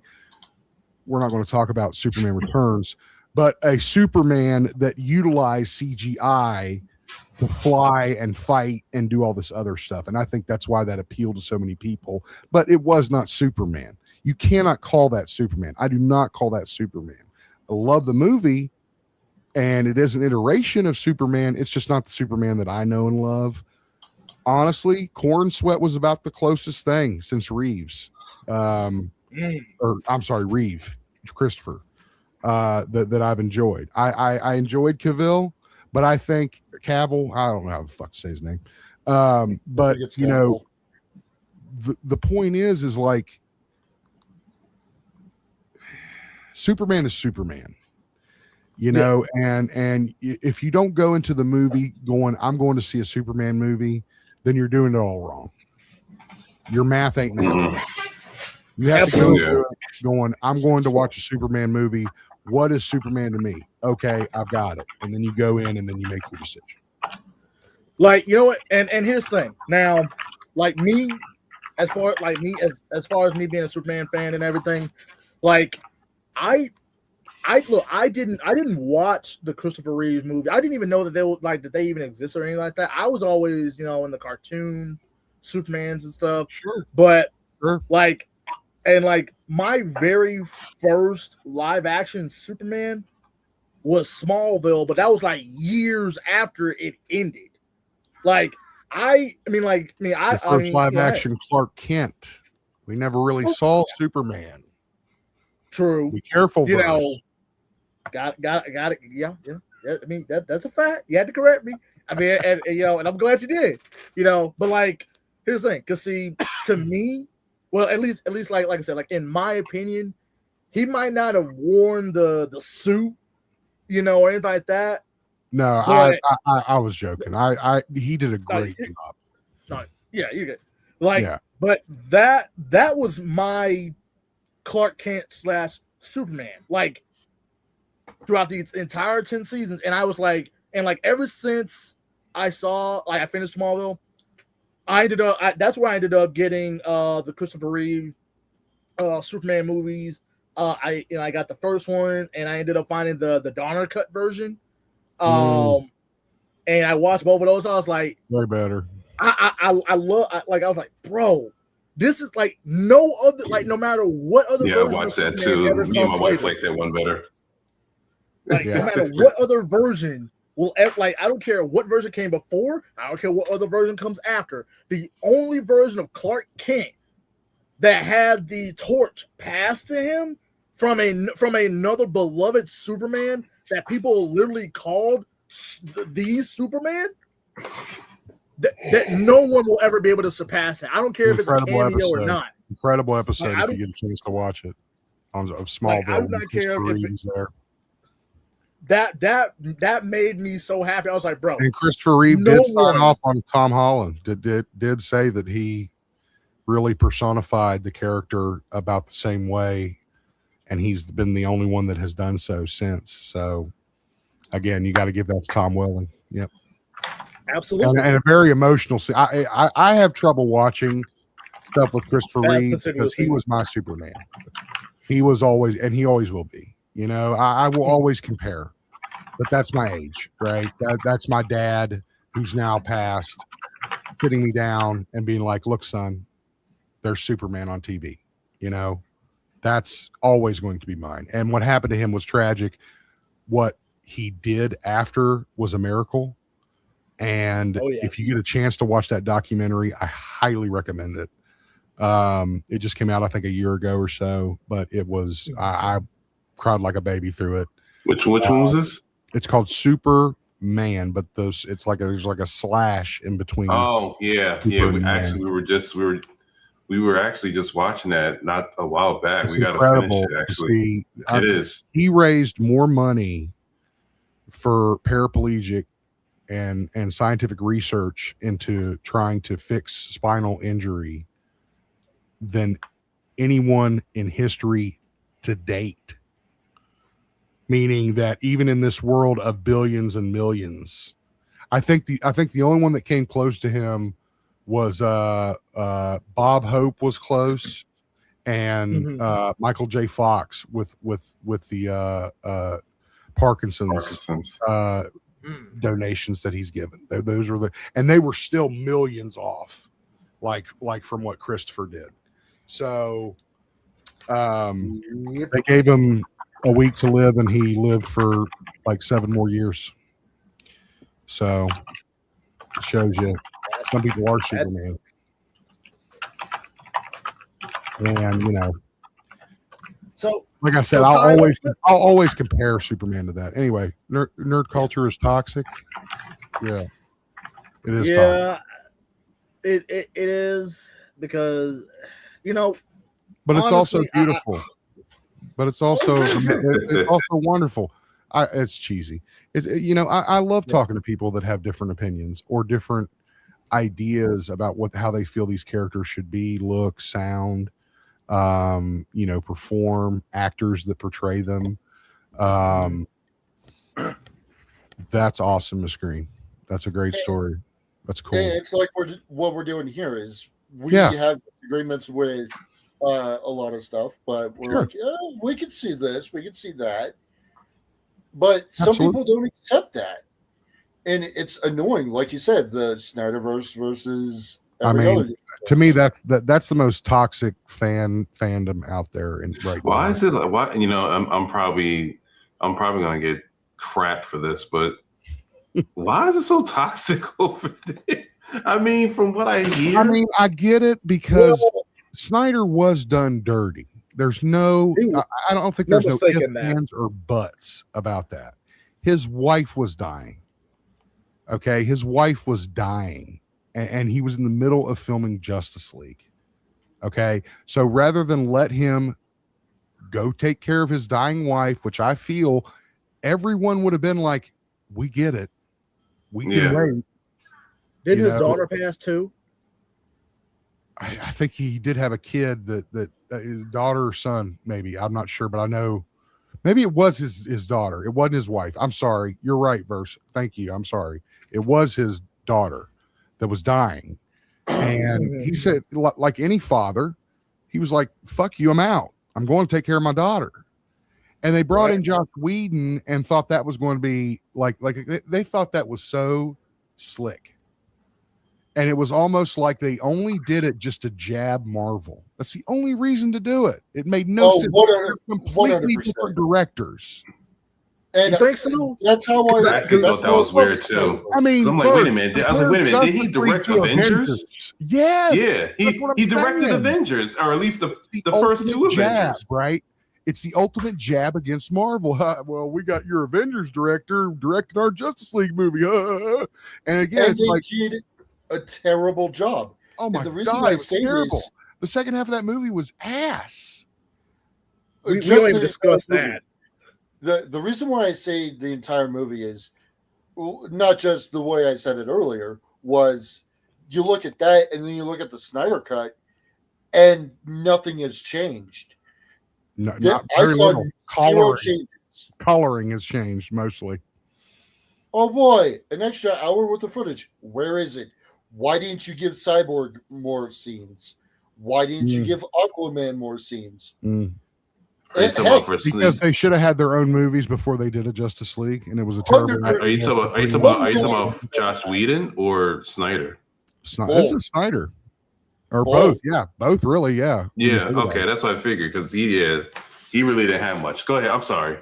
But Snyder did Man of Steel, and everybody's like, oh, okay. He did Batman vs Superman. Everybody was like, Okay, yeah, maybe. And then he was like, Justice League, and I'm like, what the fuck are you doing? You barely got Batman and Superman right. What is wrong? and in the with you? middle of it, they were filming Wonder Woman. Right. Which No, he no, was all see- over that set. Right. Go ahead. See, that right there is what this is what I would have did. At least me personally. This is just me. Like if that had been me, I would have just did. I would did.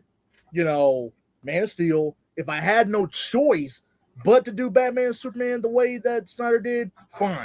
I would have did it that way. Wonder Woman, you would have been next. The first Wonder Woman movie. Then of course, then I would have did Cyborg after that.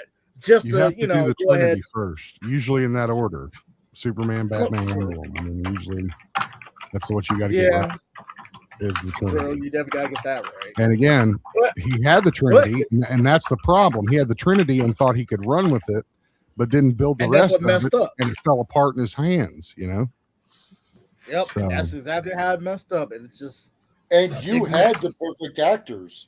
You had Henry as Superman. Ben Affleck did a good Batman, more Bruce Wayne than anything,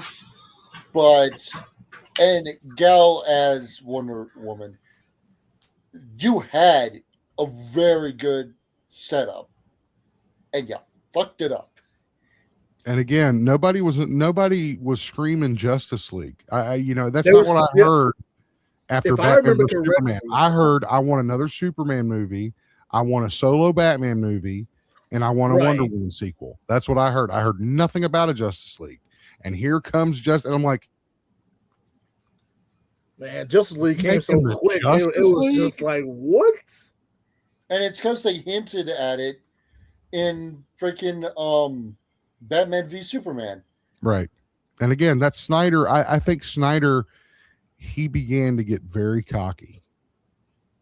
He wanted Yeah. he wanted to do Dark Knight Returns, and he knew he couldn't do that because in order to do that, it would have to be like an Elseworlds kind of film, right? So how do I create this confrontation, this iconic confrontation? And my God, he looks exactly like he does in The Dark Knight Returns. It's the exact setup. It's Crime Alley. It's like the same. I mean, come on. So don't sit there. I really have had people tell me, Man. I don't think that's Dark Knight Returns. I don't think there's any kind of comparison. Have they not watched the movie? Have they not read the comic? Have they I'm not saying, seen right? the I'm like, movie? dude, you obviously don't read shit, okay? And It's no, beat for I'm not beat. The thing saying. got Green Arrow in there.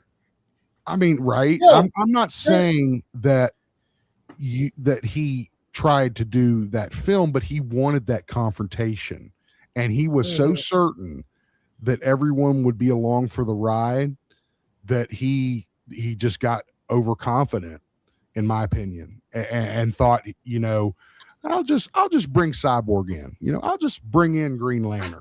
You know, I'll just bring in Aquaman. You know, and it was actually Warner Brothers, believe it or not, that was like, dude, are you going to tell any backstories here?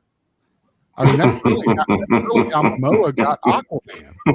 They were the ones that said that. Okay. Was Warner Brothers was like, dude, Momoa is like the hottest thing on earth right now. We need to do an Aquaman movie immediately. How they got James Wan, I do not know. That is the only reason that film succeeded, by the way, was because James Wan. I agree. Anyway, I got a bounce verse. Take care, DG. You always Nighty be happy, boy. man. See you later, man. Take care. That's all with the gig. But you know, like the you know, to go after that, I mean, yeah, I have to agree with that. You know, I do think that they did rush. In my opinion, like, cause me, I did not like Man of Steel when it first came out. Even to this day, even to this day, I still don't like it. But I felt like it was dragging. Like it's growing on me a little bit, but I you know, it is what it is. You know, that's all I can say. Like, I gave it like a C grade when I first, you know, even to this day, I still say it was okay. It's not. It didn't feel like Superman to me. You know, there were a lot of things that were, definitely too dark. Batman vs Superman, I actually thought that was a little bit better. Not much, but a little bit better. There was just so much in that movie that I did not like. And believe it or not, unlike unpopular opinion, unlike everybody else, I actually did like Lex Luthor in that movie because he was hilarious as hell. Yeah, he was. I found him more of like because I know a lot of people say like, oh, he was acting like the Joker. I'm like, are you really paying attention to what his character, like what he's saying? Like, you know, I mean, dude, come on. So problem with another problem I've had with these newer movies, especially like Batman v Superman, Justice League, Wonder Woman 89 or whatever it's called, even Wonder Woman, I think, they are cramming too many damn storylines into one movie. Right? Have you guys noticed that? And the Batman vs Superman. Batman versus Superman. We had Batman v Superman. Rickens in their stream, DG. Oh, I heard. That's crazy. But what were you saying? I'm sorry. Well, we had Batman v Superman. Mm-hmm. We had Wonder Woman jump in out of freaking nowhere to help. Yeah, that was out of nowhere. And the whole reason that movie even existed was Doomsday. And then we got Justice League. Oh, we got to get the Justice League together so we can have this storyline go on. Oh, let's add in the fact that the death of Superman. Oh yeah, Death of Superman started in Batman v Superman, ended in Justice League. That could have ran on 2 movies. That's why they recruited Cyborg. That could have been a storyline. What was another storyline they popped in for Justice League? I know there was another one.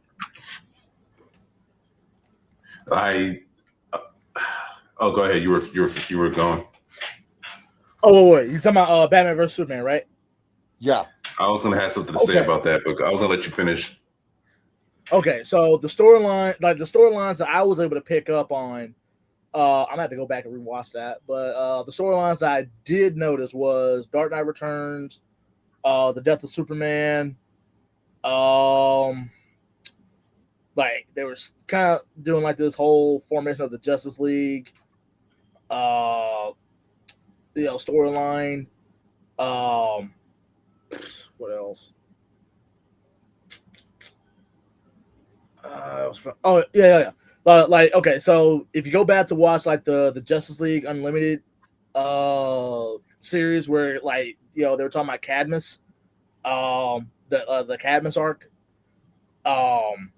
They did that during the Man of Steel, like no, they did that during Batman vs Superman, where they were trying to figure out whether like Superman is dangerous or whether he's not, and they were trying to figure out, well, how do we deal with that? So they did that. So that's 4 different ones right there. Oh, plus they were setting up Darkseid. At the end of it. Mm-hmm.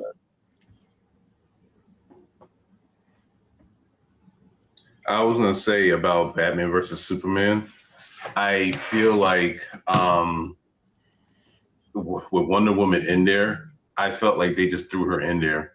Like, nothing against the title, nothing against the movie. I mean, I enjoyed it, but like, it was Batman versus Superman for a reason, Like, we're supposed to be seeing Batman and Superman. Like, Wonder Woman were literally just came out of nowhere. And then, like you just said, like how they just like crammed pretty much everything in there. Like, now all of a sudden they're gonna look for like all of like, the members of the Justice League and everything. And then next thing you know, Justice League movie is out. And it's like, okay, are we gonna have some backstories for this? At least in Marvel Studios, they did backstories, they did movies for each of the Avengers characters, which is why I like that so much. They started out with Iron Man and Hulk, then Iron Man 2, and then they did Thor. They did it was Thor, right? Thor and Captain America. And I'm like, all right, we're getting somewhere. Hulk, the Incredible Hulk, with I'm still good about the Batman. I can't think of his name off the top of my head. Who we talking about? We had movies for each and every Avenger before we even got. Iron Man, Hulk, Thor, Captain America, and then Avengers. Then Avengers, and then you figure Black Widow and Hawkeye. They were just in these movies. They just happened to be in the movies. Like, in Black Widow's introduced in Iron Man 2. Okay, we had that. Hawkeye was introduced in Thor. We got that. And then when Avengers came, that's the one he was in. I know. I vaguely, at one point I vaguely remember. I was like, wait a minute, Hawkeye. He did show up in Thor because he was with Coulson, and everything. Right. And then when they came out with Avengers, when they all came together, I was like, oh, okay, I see what they were getting at, and I enjoyed it. I enjoyed the first Avengers movie. And I think with all these movies is the writing. And going back to the whole Batman Forever and Batman and Robin, what I was going off of, why they're the best, is the writing was so subtle, it felt like you could be entertained with just the characters and the storyline. Even though they were cheesy as hell, you felt like comics.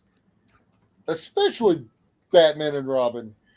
You can have the most cheesy, like, Arnold, you did an amazing job as Mr. Freeze. I hate to say it. I loved it. I loved as Mr. Freeze. I loved Arnold as Mr. Freeze. I'm sorry. I would die on that hill. Come on, man. Come on. See, it didn't make sense. It didn't make sense, but I loved it. As a kid, I loved it. See, until anybody else, until another Batman movie brings in Mr. Freeze in live action and do it well, guess what? Arnold is still technically the only live action Mr. Freeze in a movie. Yep. And whoever played Poison Ivy, she did a great job. Oh yeah, Uma Thurman. Oh yeah, most definitely, she killed it. I didn't like the Bane so much. Now seeing the Dark Knight Bane, but you know what? He did okay. He played his role. So yeah, just roaring around and everything. But I know a lot of people don't really like. I don't really Growing up, I didn't really know nothing about Bane. I didn't even know who the heck he was supposed to be in Batman and Robin. I was just like, okay. And then, of course, watching all the different Batman cartoons and find out, so this is Bane. Okay, this is who he's supposed to be. Then we got the Dark Knight Rises. I was like, I like this Bane. I mean, sure, like during the last half of the Dark Knight Rises, I'm like, okay, bro, just go ahead and die. You useless at this point. No. But the first two halves of it, I was like, okay, I love what this man's got going. Yeah.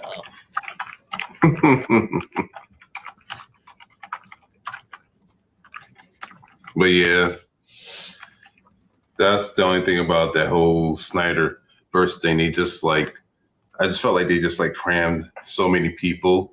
I mean, I would have enjoyed it, but then they just, fumble that. And then he tried to come out with the whole 4-hour film by whatchamacallit, by Snyder. And it's like, was it around COVID? Yep. Yo, man, that movie, man, I had to watch that in bits and pieces, like in days, because that was around the time where I was working later hours at work. I was on second shift, actually. So by the time I got home, I was so tired. But my social media was just literally just like blowing up. My phone was just blowing up. Oh, Zack Snyder's Justice League. I'm like, my gosh, like, I can't even like. And like, it's like, it's crazy. It's like, I mean, I wanted to see it, but it's like, yo, I am tired. It's like I have to watch it because I know I'm going to get spoiled, like once it comes out. So I think the day that it came out, when it came out on HBO Max, I literally came home and watched the first 20 minutes of it. And I was like, all right, I'll watch the rest on the weekend. And then we still watched that in bits and pieces because it was so long. Man, see, I'm gonna watch the rest on the weekend. It was so long. No, and it's funny. I actually made a TikTok meme. I think it's on my cat's TikTok, my wife's TikTok, and like she made the meme where it's like, you're coming in about to watch. I'm coming about to watch it, and then it's like 20 minutes in, I'm falling out. That went viral on her TikTok, and it wasn't even my profile.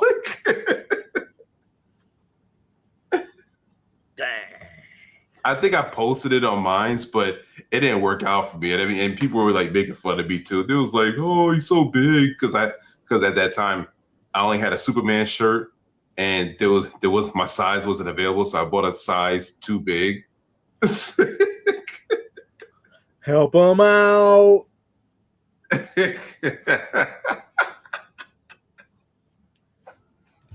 Okay, hold on. You know what? Wait. Let me ask you guys this. Okay. Ty, I'm gonna ask you this first. Live action Batman, right? Like whether it be TV show or movie, if you could choose one version of Batman to or at least like the universe that you would live in, right? Like one of the Batman universes. Which Batman universe would you live in, whether it be the live action, whether it be the TV show or movie? And why would you live in that one?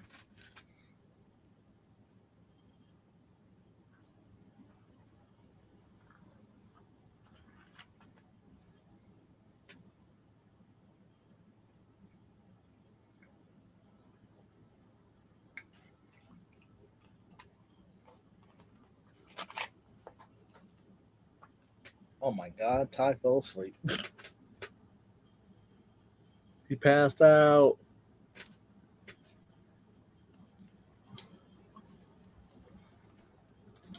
You still there? He might be doing something.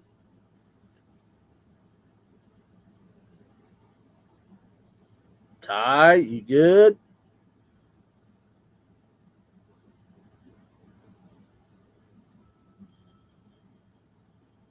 Yeah, he might be doing something.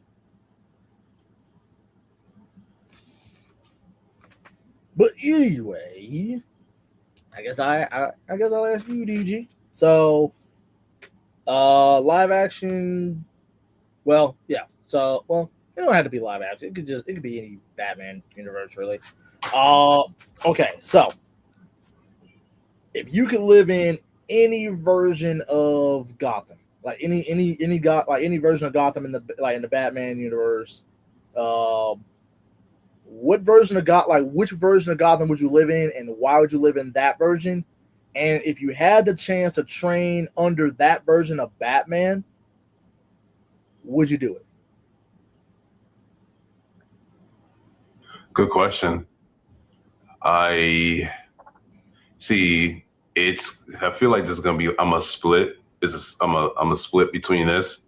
I feel like I want to train. I want to like live in like between. I'm gonna say, the animated series Batman and the Dark Knight trilogy, Batman.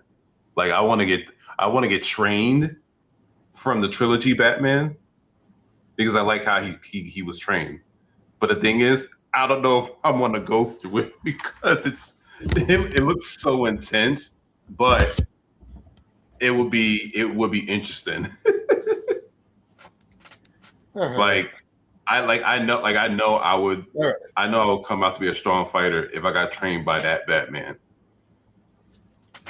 So if you guys so you're split between animated series and the Dark Knight trilogy Gotham universe, but you would train under Bale's Batman.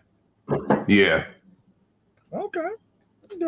Yeah. Right. Interesting. Only because I grew up with the animated Batman series, which is another one I gotta watch to its entirety again.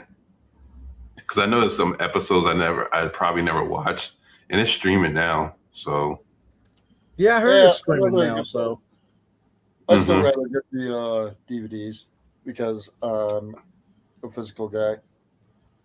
Same.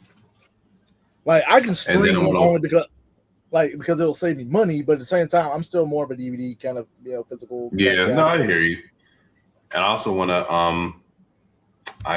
to watch Batman Beyond to its entirety because it's another one that I saw. I actually saw it when it was just starting, and I know I feel I missed out on a lot of those episodes like in between when I was younger because this is like throughout the because I forget when it came out. It came out like in the late 90s, and this is around a time where it's like, okay, I'm getting older now. I can't be sitting around watching cartoons, so let me get out and do something.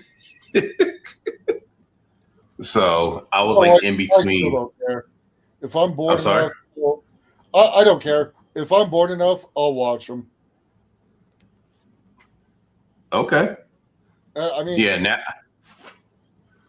geez, I got 7 days. Batman Beyond is one of my favorites. The crossover episode was fantastic. Nice. So DD, let me ask you this question: what version of Gotham would you live in, or at least what Batman universe would you live in, and what version of Batman would you train under?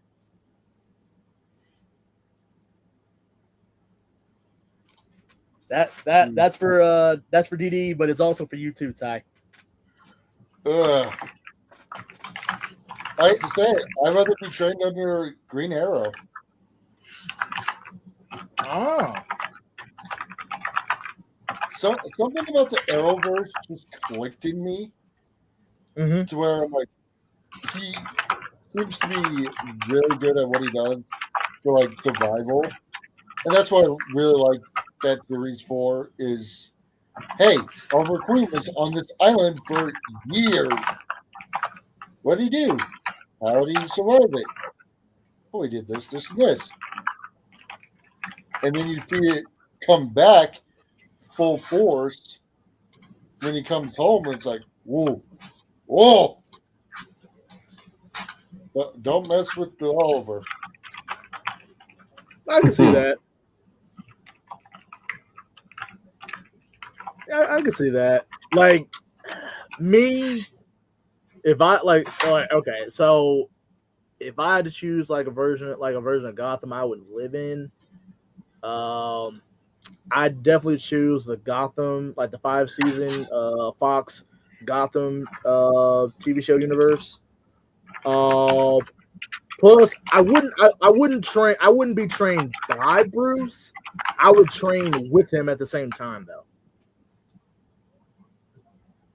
That's fair. Yeah, because like that, believe it or not, like Gotham is actually my favorite interpretation favorite live action interpretation of like a Batman origin story. I mean, I know a lot of people tend to, they like the whole, well, we already seen Batman's parents, get killed and, stuff like that. But they're kind of, they're like, they want to see him be Batman. They want to see how, like, what training he might have done, but then they still want to rush to get to see him being Batman, stuff like that. But me, so depending on what it is, I'm a slow burner kind of guy. I can literally sit there and watch from beginning to the very end of how this story unfolds, and that's what I loved about Gotham. I do think Gotham did rush the finale, but like the finale of their final season. But I still I really still enjoyed it though. Like I could still see it. Even though it was rushed, I still love the way they did it. Do I think they could have added a couple more things here or there? Yeah, like I would have loved to see like Bruce. Well, I mean, we could have kept Bruce like he was. I mean, you could have had Alfred talking to Bruce in the shadows or something. Like maybe Alfred is, we can see Alfred, but he's talking to Bruce, but like Bruce is like, moving around in the shadows like we see him do in the finale, something like that. I would have been cool with that. I did like the Batman Joker situation that they did. Now I thought that was pretty well done because I feel like, because a lot of people say that he killed Joker, but he didn't. But I do like the idea that even like this interpretation of the Joker knows that this is Bruce because of the history that they've had with each other up to this point. So he would know Batman is Bruce, but he's never going to tell anyone, even though he knows. And he's going to enjoy the fun of, of being the Joker for Bruce.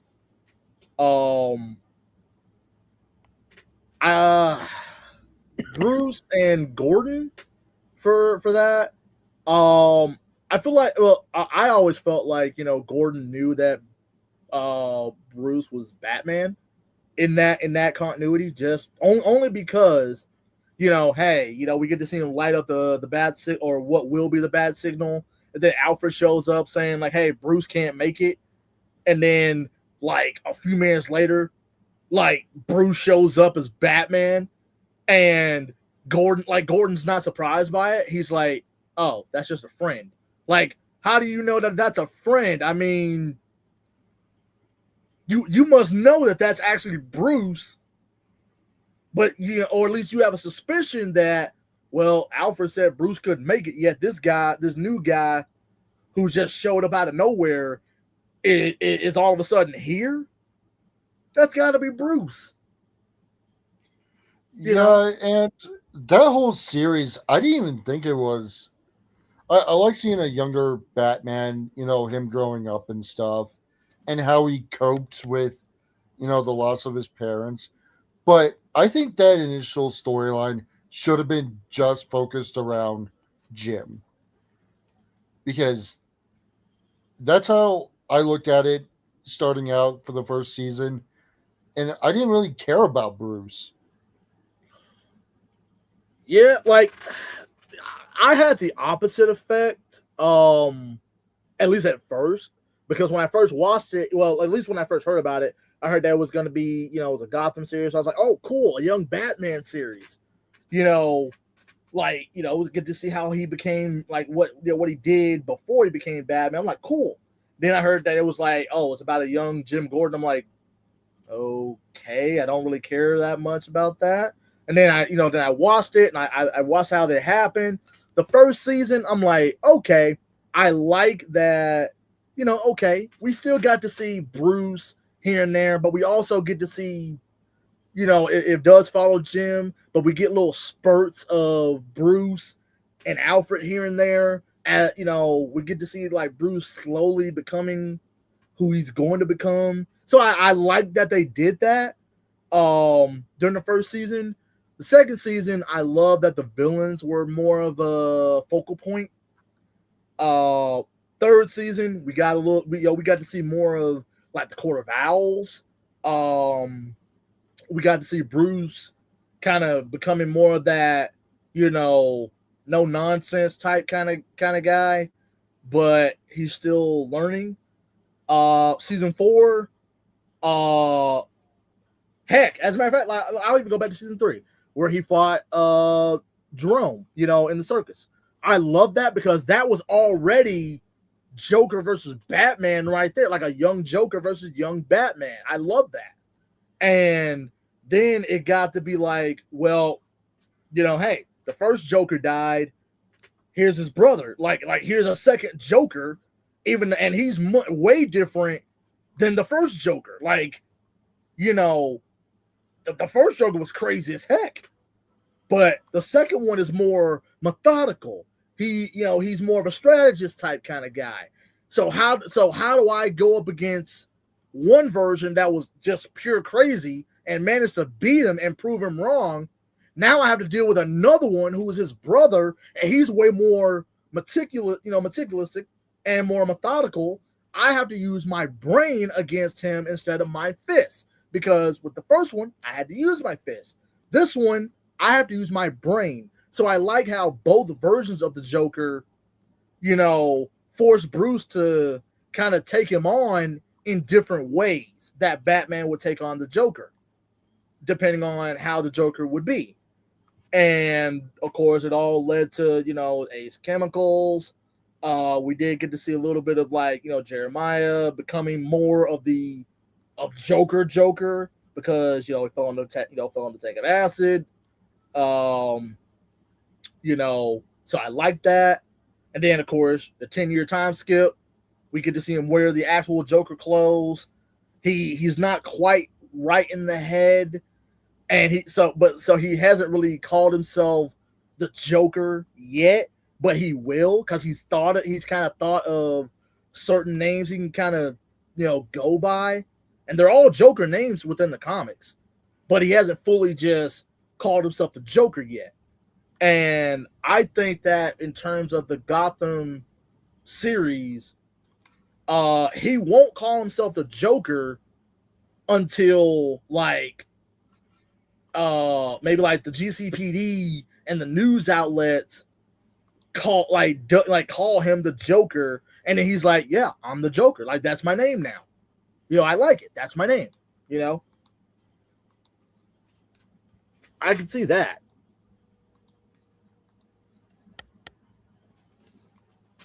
I can too. Because when you like, and even if you look at like Heath Ledger's Joker, for example, like if you look at Jerome and Jeremiah in Gotham, they are technically Heath Ledger's Joker, just split into two characters.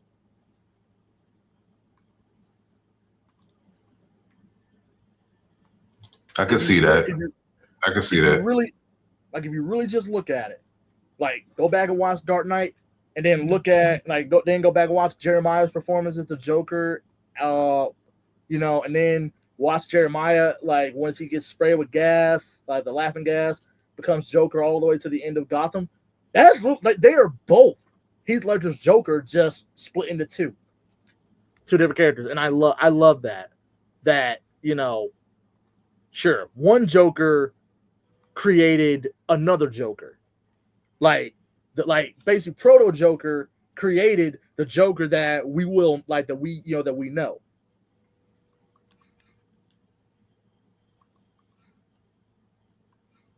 I love that. Edie said Heath Ledger's role as Joker is always going to be one of my favorites of all time. Absolutely, we can't deny that.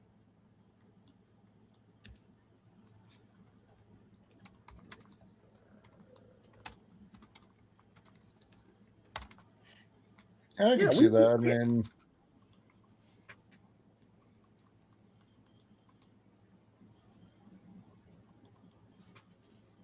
but does that take away from any of the other like Jokers out there though?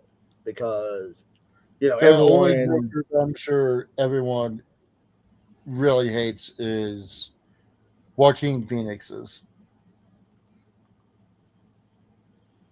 And you know what's funny? I don't think I've ever seen that movie, the joke or the second one with don't watch the second Joaquin one. Just watch the first one. I didn't even watch the second one. I heard how bad it was, and I was like, "Oh no!" I heard it was really bad. I heard the second one was really bad.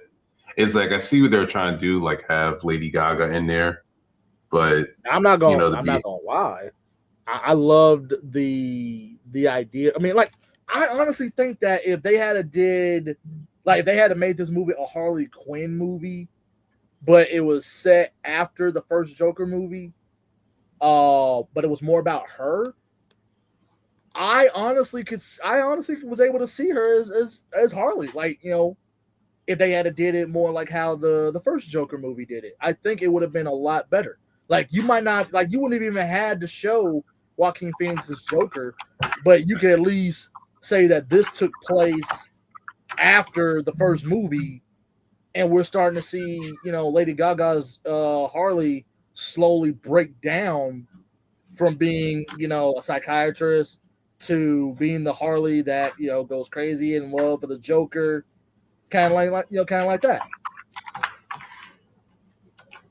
I think that would have been pretty good. Yeah, there's many different routes a person can take. Like my buddy Alex's, what do they call it? I'm gonna look it up here.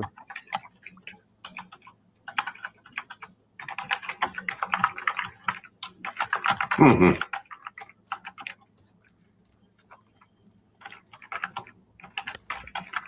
Because I always have to go look stuff up when I can't think of it. Shadow of a Batman. It'll be interesting to see what Alex does with his Batman. Because I know nothing about his film. I know I just helped him with it. But it should be good. He's always been a very good actor and writer. So, and that's the biggest thing too, is how are you writing these characters? And that is one of my biggest thing about any of this. The She-Ra animated series. It seemed like it was doing great for a while. And then added in a bunch of whole other stuff. I'm like, this doesn't remind me of She-Ra at all. What did she do to the character? Now I gotta look this up. He-Man looks good. I gotta see how the writing is. Everyone's still pissed off about the whole Jared Leto thing.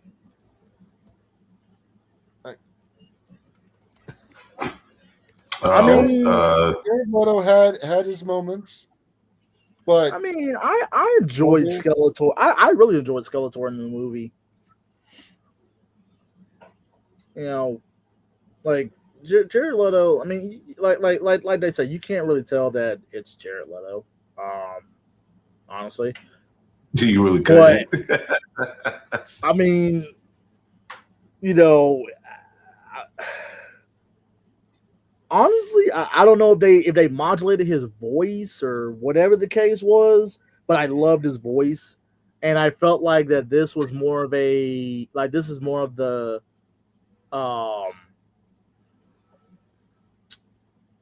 like, you know, the cartoon, the Filmation version came to life as far as like Skeletor, how he acts in that particular version of of Masters of the Universe,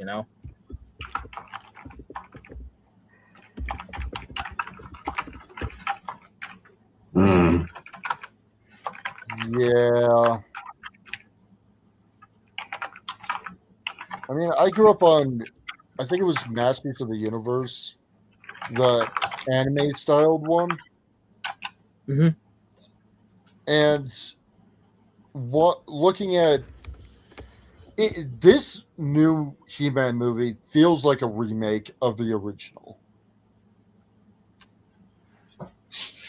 Mm. Of the original movie or the Movie. animated series, the cartoon.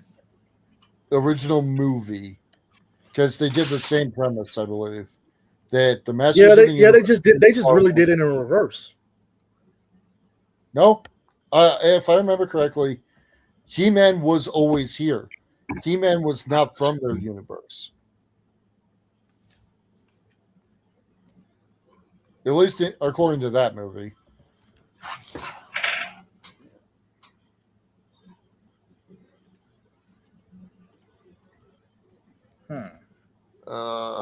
What was it?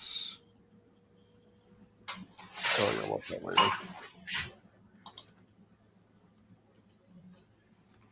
You can go on pause. He-Man. Actually. Oh, what year did that movie come out in? Wasn't it like the 80s? Yeah. The 1987 movie. Yep, here we go.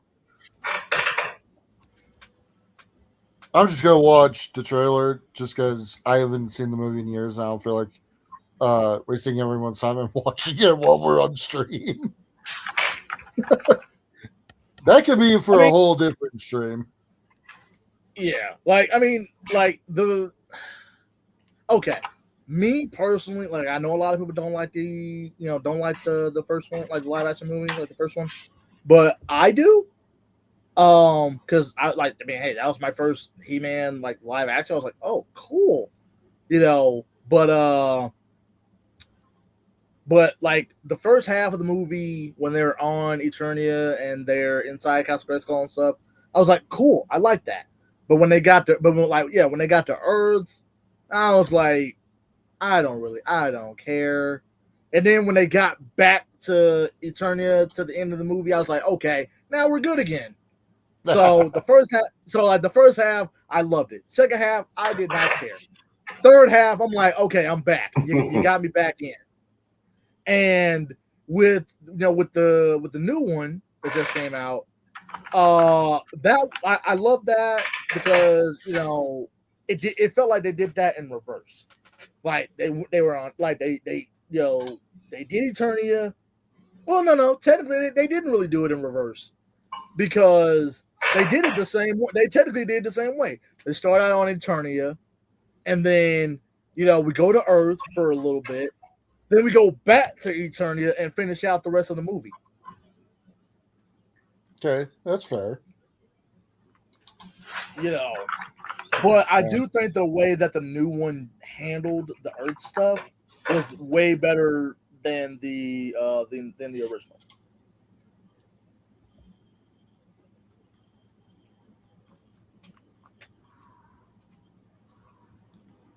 That's fair. But nothing will ever top Frank Langella's Skeletor. Nothing's topping that. I'm sorry. Hey, meatbag. Shut up, Tony.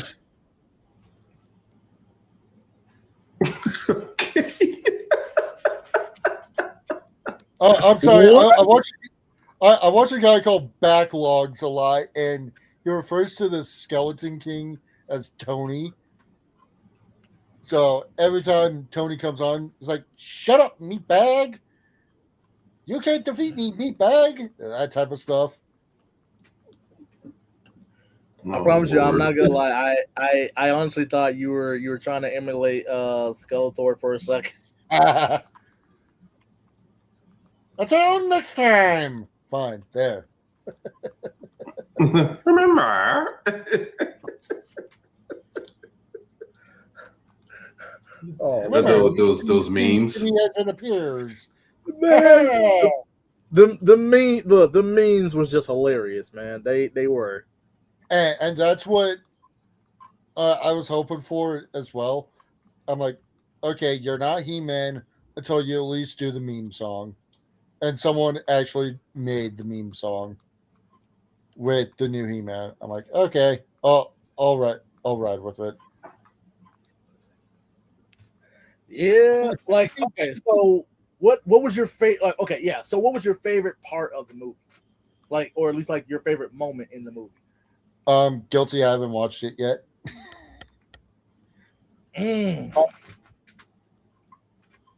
But as soon as it comes out on digital, I'll get it. I just haven't wanted to watch it. I don't go to theaters because they're just way too expensive, especially in my town. But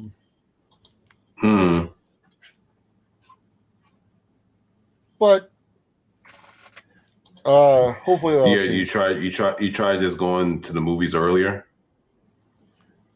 I can't afford it. Gotcha. Dang, how much is it? So last time I checked, a ticket was $25. Oh hell no! Wow. And here I was complaining mine was 12. And that's not counting like food and drink, which is also like another $25-$30. Oh no, bro! Yeah. The last time I went to see a movie, Neil Lou and I were gonna go try and see, I think it was like Jurassic World or something in Montgomery. And it was just gonna be the two of us. And there was an AMC, so we could get a little bit of a discount. Even for the two of us was like 20 a piece. And we're like, no, it is not worth the money. Let's just go grab something to eat and binge Spider-Man or whatever. Mm-hmm. Dang, Dee said her was 12 as well. Oh. Okay, so Ty, what is your favorite iteration of He-Man? Masters of the Universe, the anime version. I really liked how that flowed. I'll still watch the original ones if I get it. Oh, you mean the? Oh wait, you're talking about Revelation, the Kevin Smith one, or are you talking about the 2002 version? I think it was 2002. Yeah, because that was way more anime inspired. Yeah, 2002. That's my favorite iteration, aside from the original 80s. I have to say, I really do like the animated She-Ra that was anime. I really liked how that storyline went, but it had its own problems, of course.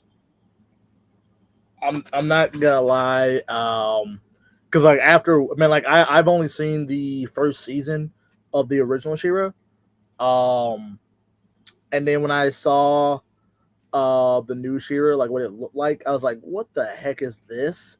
And then when I watched it, I was like, wait, so you're not gonna connect it to Castle Grayskull, or you're not gonna explain that? Like, well, who the heck are the first ones then? Because it sounds like you want to say Castle Grayskull and and the elders. It sounds like that's what you want to say, but you won't say it. And then like what they did with Glimmer, I'm like, for real?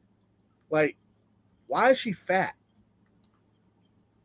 Why is she so stuck up and spoiled? Bo, I have no problem with him being black or white. I do not care.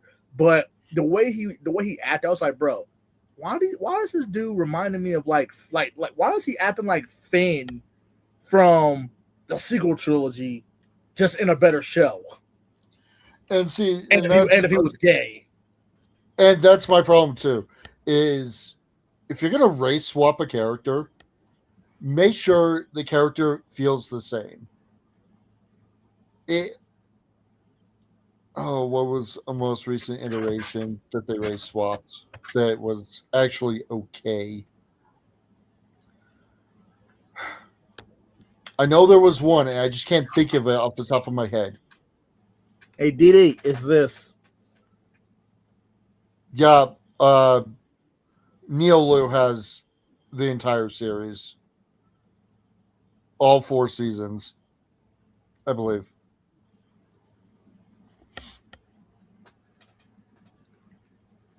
Yeah, it's made by DreamWorks, DDH. Yep, DreamWorks. Yeah. Like, man, I read this book like one time since I've had it, and I've had it since the thing came out, and I mean, it is what it is. I mean, it's a decent little origin story for this particular version, but there are just so many things in there that just doesn't flow well with me. I don't. I mean, okay, look, I don't like the fact that they made She-Ra gay. That was a little weird. Because in all honesty, throughout the at least during the first season, they never hinted at her being gay. It was more of like, you know, these two, like her and Catcher were best friends. Wait, you know, who was like, gay? She-Ra. Oh, in this okay. Version, Okay. this version of She-Ra. You know, I felt like they pushed that too much during the later seasons, because the first season didn't feel that way. I think that they wanted to get the first season out and be able to get a second season, so that way they can, you know, start pushing it a little bit. Mm-hmm. You know, but that's just my opinion. I mean, I'm not saying that that's what they did, but that's just how it felt to me when I watched it. You know. Well, okay. Hey, Rangeverse, I might start heading out of here shortly. I gotta wake up early in the morning tomorrow, but I'll keep an eye on the chat and everything. But just I'm gonna get off the screen, and I'll probably just eventually just, you know, get some rest. All right. Okay. Sounds like No problem. Yeah. So I'll in a minute though. In a minute.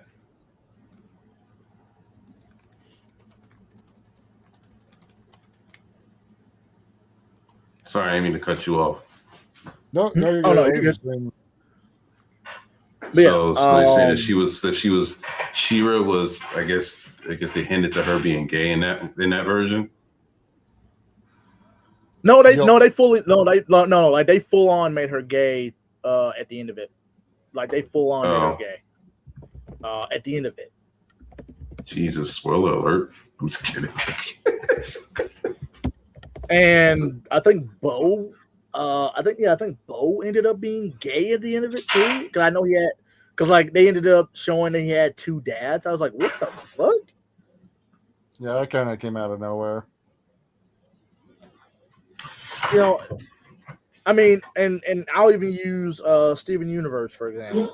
Honestly, like when you really first watch Steven Universe, when you start watching it, you have no indications that these characters, that some of these characters are gay or lesbian or whatever. Like you have no indication of that.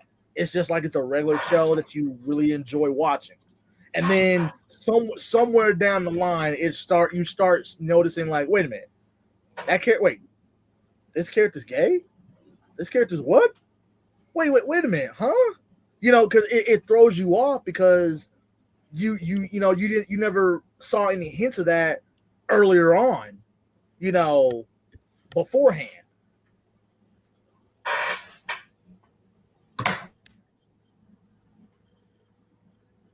Yep, they did that in RWBY too. I remember. What about RWBY? they did the same thing. Well, like with Oh yeah, She-Ra. that was pandering to the audience.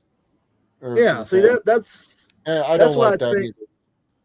that's why I think a lot of these shows and movies have done in the last like at least since at least for me when I started watching the DreamWorks She-Ra, that's when I started to notice it. Is that from that point up till now, I've seen a lot of different shows, movies, kind of pander to that. You know, like where we got with Titans, the 4 season live action Titans, where they Oh, made Tim. well, yeah, Tim Drake was really good. I did Didn't they not. do a Christmas I Vault? honestly did not even want him in there. I'm sorry. Like, I mean, don't get me wrong. Like, I love Tim Drake, but the thing is that I only care about him when it comes to the Batman animated series. You know, the new Batman Adventures. Like, that's the only. I remember version that of Tim one. Drake I care Yep. I remember that part of Tim Drake. Yep. But Titans is one that we get a race swap. Starfire. Oh yeah, they did race swap her. Yep.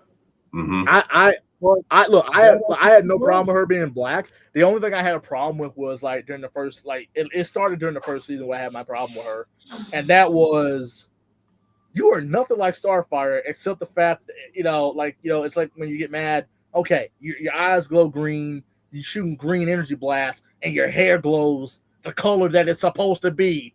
But that's about it. But I'm like, why? Wait, are they trying to say that she's a stripper? Is that what they're trying to say about Starfire in the first season? Like, look, the entirety of season 1, that was the only thing that kept going through my head. Like, can we please get her something else to wear? Please. I was just waiting for Dick Grayson to become Nightwing, but he didn't become Nightwing until like the end of season 2. I ain't gonna lie. I liked it. I liked his journey from being Robin to Nightwing from season 1 to 2. I liked it. I do think that they could have used. Well, I mean, they didn't have to use Cyborg, and I liked the fact that they didn't just have to put him in there just to have it be like the Teen Titans. Like they found a way to make it Teen Titans without needing to have Cyborg in there. But you still have. Well, didn't he branch off to Doom Patrol? Yep. Because that was like they're kind of like their own spinoff. I never really watched that actually. Me either. Like, because like Doom Patrol was like its own universe. Like, yeah, it's its own universe. Originally it was supposed to spin off from Titans when we first meet the Doom Patrol in Titans. It was supposed to be a spin-off of that version, but it became something different when they made the show. So it ended up becoming its own universe.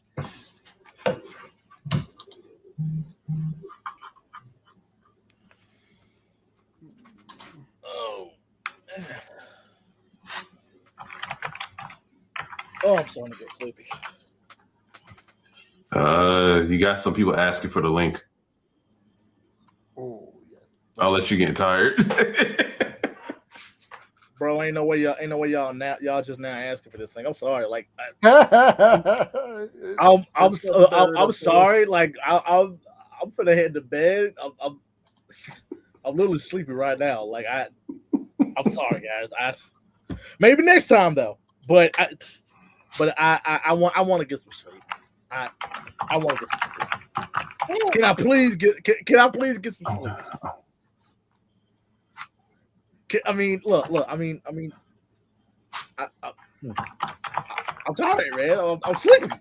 I want to get that sleep in, and knowing the Troll Master himself is in the chat. He knows who he is. I know you in there, Troll Master, but he probably I don't know. He probably won't try to let me sleep, man. I mean, he might try to send the Shadow Hunter at me, but I don't know. But I got something for him though. Look, he might send the Shadow Hunter after me, but I got the Shadow Knight to go after that. So,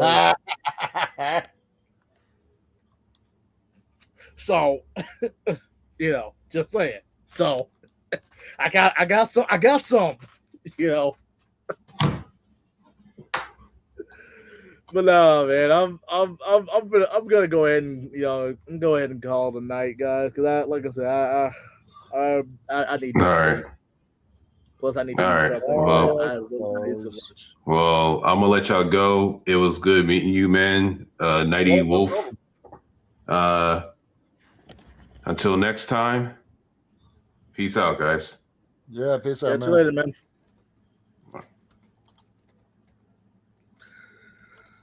Oh, all right. Well, all right, everybody. That was the stream. And so I mean, I hope you guys enjoyed the stream. Definitely went. I enjoyed it. Hope you guys enjoyed it. It was very fun. So I'm still debating on what my next stream is going to be. Might be it might either be Spider Noir, like a Spider Noir stream, or it might be Masters of the Universe, where we all just talk about Masters of the Universe. The movie, of course, and in general, So we'll see. Or it might be a Gotham, or just a Batman stream, Superman stream, either one. We'll see. But I do need to get some sleep, but I can't go to sleep because I'm hungry. So I need to go and put something in the air fryer or the oven. I don't know. I don't really care right now. But I'm gonna go eat. Then I'm getting my butt in the bed. And Geek, thank you for the W stream. I am almost done writing my Masters of the Universe script. But yeah, but anyway, sorry, I kind of ramble on, Sorry, the die roll. But have a good night, everybody, and thank you for enjoying the stream. And well, see you around the Rangerverse. See you next time, guys.